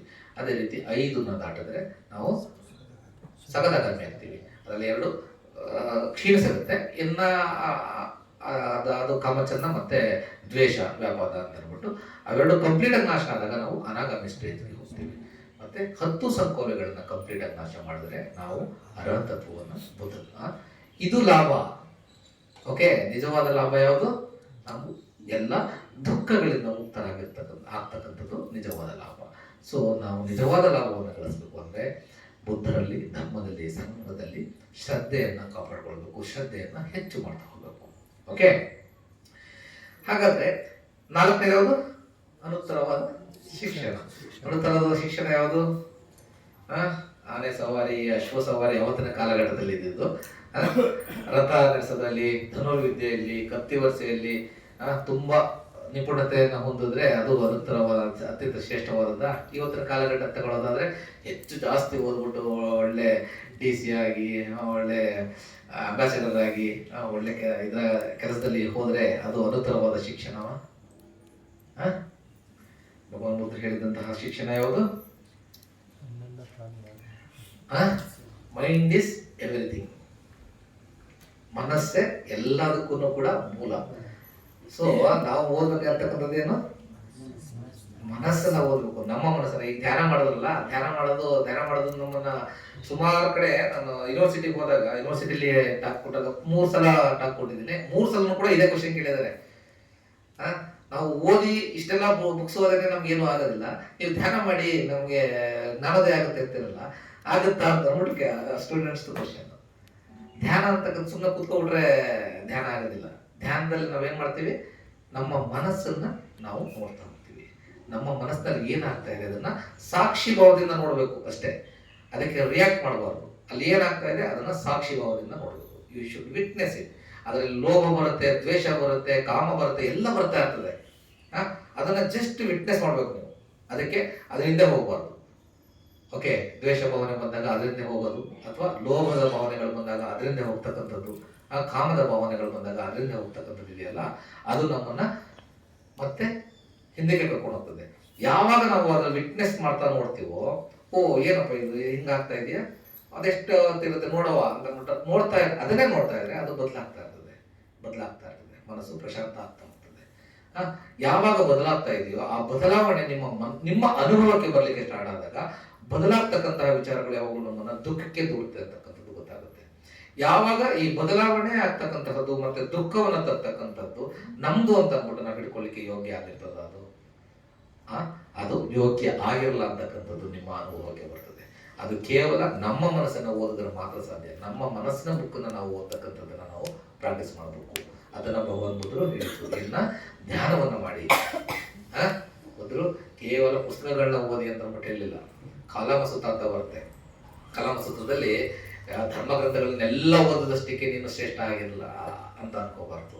ಯಾರೋ ಒಬ್ಬ ಹಿರಿಯರು ಹೇಳ್ಬಿಟ್ಟಿದ್ದಾರೆ ಅಂತ ಆಗಲಿ, ಅಥವಾ ನಿಮ್ಮ ಗುರುಗಳು ಹೇಳಿದ್ದಾರೆ ಅಂತ ಅಂದ್ಬಿಟ್ಟಾಗ್ಲಿ, ಅಥವಾ ನಿಮ್ಮ ಹಿಂದಿನವರು ಮಾಡ್ಕೊಂಡು ಬಂದಂತಹ ಪದ್ಧತಿ ಅಂತ ಆಗಲಿ, ಅದರ ಹಿಂದೆ ಹೋಗಬೇಡ. ನೀನು ಅನುಭವಿಸು, ನೋಡಿ ಅನುಭವಿಸು. ನಿನ್ನ ಅನುಭವಕ್ಕೆ ಅದು ಸರಿ ಅನ್ಸಿದ್ರೆ ನೀನು ಅದನ್ನ ಒಪ್ಕೋ. ನಿನ್ನ ಅನುಭವಕ್ಕೆ ಸರಿ ಅನ್ನಿಸ್ತಾ ಇಲ್ಲ ಅಂದ್ರೆ ನೀನು ಒಪ್ಕೋಬೇಡ ಅಂತಕ್ಕಂತಹ ಒಂದು ಧಾರ್ಮಿಕ ಸ್ವಾತಂತ್ರ್ಯವನ್ನು ಯಾರಾದರೂ ಕೊಟ್ಟಿದ್ದಾರೆ ಅಂದರೆ ಅದು ಭಗವಾನ್ ಬುದ್ಧರು ಮಾತ್ರ. ಬೇರೆ ಯಾರು ಕೂಡ ಈ ರೀತಿ ಧಾರ್ಮಿಕ ಸ್ವಾತಂತ್ರ್ಯವನ್ನು ಕೊಟ್ಟಿಲ್ಲ. ನನ್ನನ್ನು ಒಪ್ಪಬೇಡ ನೀನು ಅಂತ ಹೇಳ್ತಾರೆ ಭಗವಾನ್ ಬುದ್ಧರು. ನಾನು ಹೇಳಿರ್ತಕ್ಕಂಥದ್ದನ್ನು ಒಪ್ಪಬೇಡ, ನಾನು ಹೇಳಿರ್ತಕ್ಕಂಥ ನೀನು ಫಾಲೋ ಮಾಡು. ನಿನ್ನ ಅನುಭವಕ್ಕೆ ಬಂದು ಅದು ಸರಿಯಾದ ಮಾರ್ಗ ಅಂತ ಅಂದ್ಬಿಟ್ಟು ನಿನ್ನ ಅನುಭವಕ್ಕೆ ಬಂತು ಅಂದರೆ ನೀನು ಅನುಸರಿಸು, ಇಲ್ಲ ಅಂದರೆ ಈಗ ರಿಜೆಕ್ಟ್. ಬೇರೆ ಎಲ್ಲ ಧಾರ್ಮಿಕ ಇದರಲ್ಲಿ ನಾನು ಹೇಳ್ತೀನಿ ನೀವು ಕೇಳಿ, ನಾನು ಹೊರ ಕೊಡ್ತೀನಿ ನೀವು ತಗೊಳ್ಳಿ ಅಂತ ಅಂದ್ಬಿಟ್ಟಿದೆ. ಆದರೆ ಭಗವಾನ್ ಬುದ್ಧರಲ್ಲಿ ನಾನು ಮುಕ್ತಿದಾತ ಅಲ್ಲ, ನಾನು ಮಾರ್ಗದಾತ ಅಂದ್ಬಿಟ್ಟಿರ್ತೀನಿ. ನಾನು ದಾರಿಯನ್ನು ತೋರಿಸ್ತೀನಿ, ಆ ದಾರಿಯಲ್ಲಿ ಹೋದರೆ ನೀವು ಡೆಸ್ಟಿನೇಷನ್ ಗ್ಯಾರಂಟಿ ಇದೆ, ನೀವು ನಡಿಬೇಕು. ಆ ದಾರಿಯಲ್ಲಿ ನಡಿಬೇಕಾಗಿರ್ತಕ್ಕಂಥ ವ್ಯಕ್ತಿ ನಾವೇ ಆಗಿರ್ಬೇಕು, ಅವರು ಹೊತ್ಕೊಂಡು ಹೋಗಲ್ಲ ನಮ್ಮನ್ನು ಭಗವಾನ್ ಬುದ್ಧರು. ಓಕೆ, ಸೊ ನಮ್ಮ ಶಿಕ್ಷಣ ಹೇಗಿರಬೇಕು? ನಮ್ಮ ಮನಸ್ಸಿನ ಗುಣಗಳನ್ನು ನಾವು ಅರ್ಥಕೊಳ್ತಾ ಹೋಗಬೇಕು. Academic education is different. Academic education ಇವತ್ತಿನ ಕಾಲಘಟ್ಟದಲ್ಲಿ ಬೇಕು. ಯಾಕೆ ಬೇಕು? ನಮ್ಮ ಜೀವನೋಪಾಯಕ್ಕಾಗಿ ಬೇಕಾಗ್ತದೆ. ಅದು ಬೇಡ ಅಂತ ನಾನು ಹೇಳೋದಿಲ್ಲ. ಆದರೆ ನಾವು ಸತ್ಯದ ಮಾರ್ಗವನ್ನು ಕಂಡುಹಿಡ್ಕೋಬೇಕು ಅಂತಂದರೆ ಅದು ನಮ್ಮ ಮನಸ್ಸನ್ನು ಓದೋದ್ರ ಮೂಲಕ ಮಾತ್ರ ಸಾಧ್ಯ. ಅದನ್ನು ಹೇಗೆ ಫಾಲೋ ಮಾಡಬೇಕು, ಹೇಗೆ ಪಡ್ಕೋಬೇಕು? ಮನಸ್ಸನ್ನು ನಾವು ಓದಬೇಕು ಅಂದರೆ ಫಸ್ಟ್ ಥಿಂಗ್ ಏನು ಮಾಡಬೇಕು? ನಾವು ತಗೊಂಡ್ಬಲ್ಲ ಪಂಚಶೀಲ ತಗೊಂಡ್ವಿ ಅಲ್ವಾ? ಬಂದ ತಕ್ಷಣ ಬಂದೇಜಿಯಿಂದ ಪಂಚಶೀಲಗಳನ್ನು ತೆಗೆದುಕೊಂಡು ನಾವು ಫಾಲೋ ಮಾಡಬೇಕು. ಫಸ್ಟ್ ಪಂಚಶೀಲಗಳನ್ನು ಫಾಲೋ ಮಾಡ್ತು ಅಂತಂದರೆ ಅದು ನಮ್ಮ ಮನಸ್ಸನ್ನು ಮತ್ತೆ ಅದು ನಮಗೆ ಪ್ರೊಟೆಕ್ಟಿವ್ ಫೋರ್ಸ್. ಅದು ಯಾರು ಪಂಚಶೀಲಗಳನ್ನು ಫಾಲೋ ಮಾಡ್ತಾರೋ ಅವರು ಯಾವಾಗಲೂ ಕೂಡ ಎತ್ತರಕ್ಕೆ ಹೋಗ್ತಾರೆ. ನಿಮ್ಮ ಅನುಭವಕ್ಕೆ ಬರ್ತದೆ ಖಂಡಿತವಾಗ್ಲೂ. ಇದು ನೀವು ಪಂಚಶೀಲಗಳನ್ನ ಕರೆಕ್ಟಾಗಿ ಫಾಲೋ ಮಾಡಿದ್ರೆ ಎಲ್ಲರೂ, ಸಮಾಜ ನಿಮಗೆ ಗೌರವ ಕೊಡ್ತದೆ. ನಿಮ್ಮ ಲೌಕಿಕ ಬದುಕಿನಲ್ಲಿ ಮತ್ತು ಆಧ್ಯಾತ್ಮಿಕ ಬದುಕಿನಲ್ಲಿ ಎರಡಲ್ಲೂ ಕೂಡ ನೀವು ಪ್ರೋಗ್ರೆಸ್ ಆಗ್ತಾ ಹೋಗ್ತೀರ. ನಿಮ್ಮ ಅಕ್ಕಪಕ್ಕದವರು ಎಲ್ಲರೂ ಪ್ರೊಟೆಕ್ಟ್ ಮಾಡ್ತಾರೆ, ದೇವತೆಗಳು ಪ್ರೊಟೆಕ್ಟ್ ಮಾಡ್ತಾರೆ. ಓಕೆ, ಎಲ್ಲರೂ ಕೂಡ ಪ್ರೊಟೆಕ್ಟ್ ಮಾಡ್ತಾರೆ. ಸೊ ಅದನ್ನ ನಾವು ಕೇವಲ ಇಷ್ಟಕ್ಕೆ ಸೀಮಿತ ಮಾಡಬಾರ್ದು. ಆ ಶಿಕ್ಷಣವನ್ನು ನಾವು ಶೀಲ ಫಾಲೋ ಮಾಡೋದನ್ನ, ಅದನ್ನ ಅಧಿಶೀಲ ಅಂತ ಅಂದ್ಬಿಟ್ಟು ನೆಕ್ಸ್ಟ್ ಲೆವೆಲ್ ತಗೊಂಡ್ಬೇಕು. ನೆಕ್ಸ್ಟ್ ಲೆವೆಲ್ ಹೋಗ್ತಕ್ಕಂಥದ್ದು ಅಧಿಶೀಲ.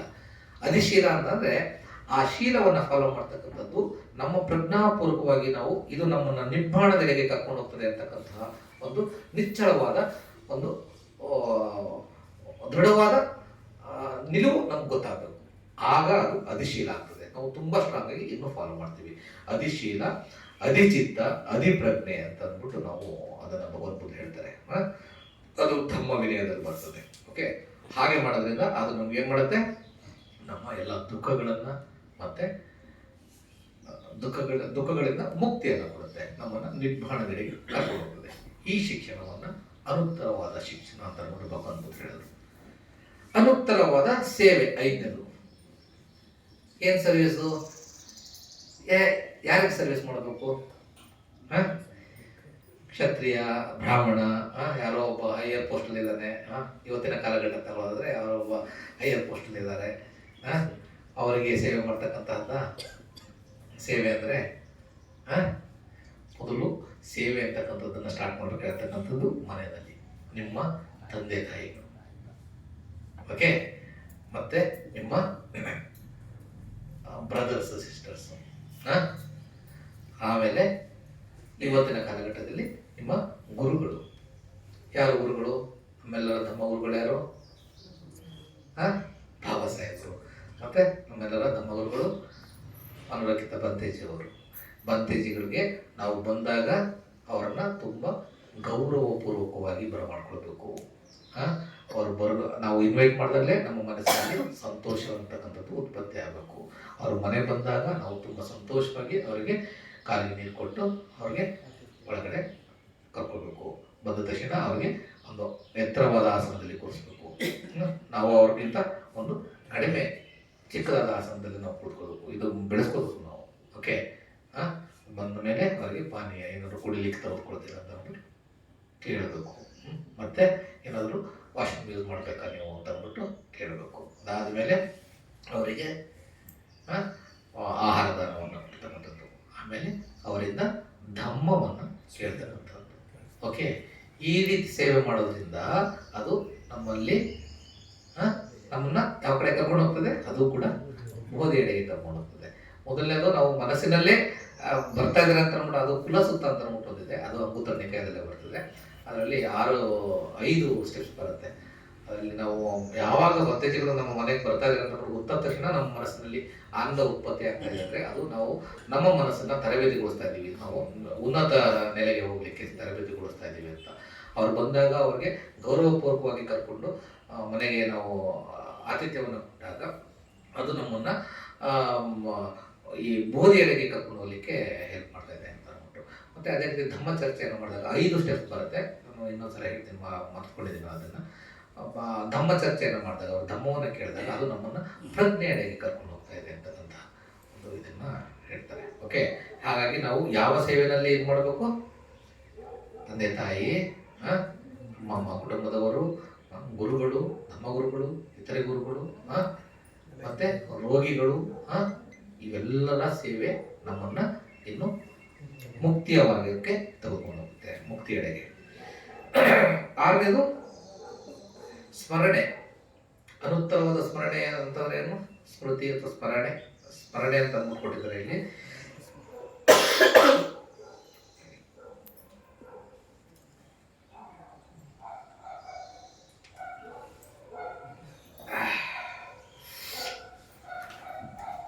ನಮ್ಮ ಆಸ್ತಿಯನ್ನು ನೆನಪು ಮಾಡ್ಕೊಂಡ್ರೆ ನಮಗೆ ಒಳ್ಳೆ ಇದಾಗತ್ತ.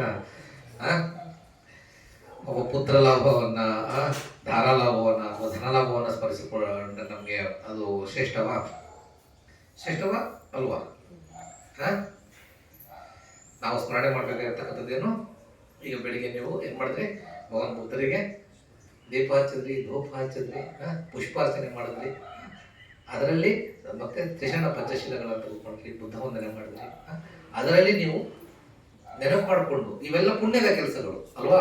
ಶೀಲ ತೆಗೆದುಕೊಳ್ತಕ್ಕಂಥದ್ದು, ಭಗವಾನ್ ಬುದ್ಧರಿಗೆ ಸ್ಮರಣೆ ಮಾಡ್ತಕ್ಕಂಥದ್ದು, ಅವನ್ನ ಪದೇ ಪದೇ ನಿಮ್ಮ ಮನಸ್ಸಿನಲ್ಲಿ ನೆನಪಿನಲ್ಲಿ ತಂದುಕೊಂಡು ನೀವು ಅದರ ಬಗ್ಗೆ ನಾನು ಇವತ್ತು ಶೀಲವನ್ನು ತೆಗೆದುಕೊಂಡಿದ್ದೇನೆ, ಶೀಲವನ್ನು ಫಾಲೋ ಮಾಡ್ತೇನೆ, ಅದರ ಬಗ್ಗೆ ಸ್ಮರಣೆ. ಅಥವಾ ನೀವು ದಾನವನ್ನು ಕೊಡ್ತೀರಿ ಭಂತೇಜಿಯವರಿಗೆ, ದಾನವನ್ನು ಕೊಟ್ಟಂತಹ ಕೊಡೋಕ್ಕೂ ಮುಂಚೆ ಸಂತೋಷವಾಗಿರ್ಬೇಕು, ಕೊಡಬೇಕಾದ್ರೆ ಸಂತೋಷವಾಗಿರ್ಬೇಕು, ಕೊಟ್ಟ ನಂತರ ಕೂಡ ನೀವು ಅದನ್ನು ಪದೇ ಪದೇ ನೆನಪು ಮಾಡಿಕೊಂಡು ದಾನವನ್ನು ಕೊಟ್ಟಿದ್ದರಿಂದ ನಾನು ತುಂಬ ಸಂತೋಷವನ್ನು ಪಡ್ತಾ ಇದ್ದೀನಿ ಅಂತಕ್ಕಂಥದ್ದು ನಾವು ನೆನಪು ಮಾಡಿಕೊಂಡ್ರೆ ಅದು ನಿಮ್ಮನ್ನು ಉನ್ನತ ನೆಲೆಗೆ ತೆಗೆದುಕೊಂಡು ಹೋಗ್ತದೆ. ಓಕೆ, ಅಂದರೆ ನಮ್ಮನ್ನು ಮುಕ್ತಿಯ ಎಡೆಗೆ ಅದು ತೆಗೆದುಕೊಂಡು ಹೋಗ್ತದೆ. ಸೊ ಈ 6 ನಮ್ಮನ್ನ ದುಃಖದಿಂದ ಮುಕ್ತಿ ಮಾಡಲಿಕ್ಕೆ ಇರ್ತಕ್ಕಂತಹ ಅನುತ್ತರವಾದ ಮಾರ್ಗಗಳು ಅಂತ ಅಂದ್ಬಿಟ್ಟು ಭಗವಾನ್ ಬುದ್ಧರು ಭಿಕ್ಕುಗಳಿಗೆ ಮತ್ತೆ ಇನ್ನು ಉಪಾಸಕರು ಇರ್ತಾರೆ ಜೀತವನದಲ್ಲಿ ಎಲ್ಲರಿಗೂ ಕೂಡ ಹೇಳಿದಂಥದ್ದು ಇದು. ಅಂಗುತ್ತರ ನಿಕಾಯದ 6ನೇ ವಾಲ್ಯೂಮು ಅನುತ್ತರ ಸುತ್ತ ಅಂತ ಇದೆ. ಇಷ್ಟನ್ನು ಹೇಳ್ತಾ ನಾನು ಇವತ್ತಿನ ಧಮ್ಮ ಚರ್ಚೆಯನ್ನು ಮುಕ್ತಾಯ ಮಾಡ್ತೀನಿ. ಯಾವ್ದಾದ್ರು ಧಮ್ಮದ ಬಗ್ಗೆ ಅನುಮಾನಗಳಿದ್ರೆ ಕ್ವಶನ್ಸ್ ಕೇಳಲಿಕ್ಕೆ ಓಪನ್ ಇದೆ. ಭವತು ಸಬ್ಬ ಮಂಗಳಂ ರಕ್ಷಂತು ಸಬ್ಬ ದೇವತಾ ಸಬ್ಬ ಬುದ್ಧಾನುಭಾವೇನ ಸಬ್ಬ ಧಮ್ಮಾನುಭಾವೇನ ಸಬ್ಬ ಸಂಘಾನುಭಾವೇನ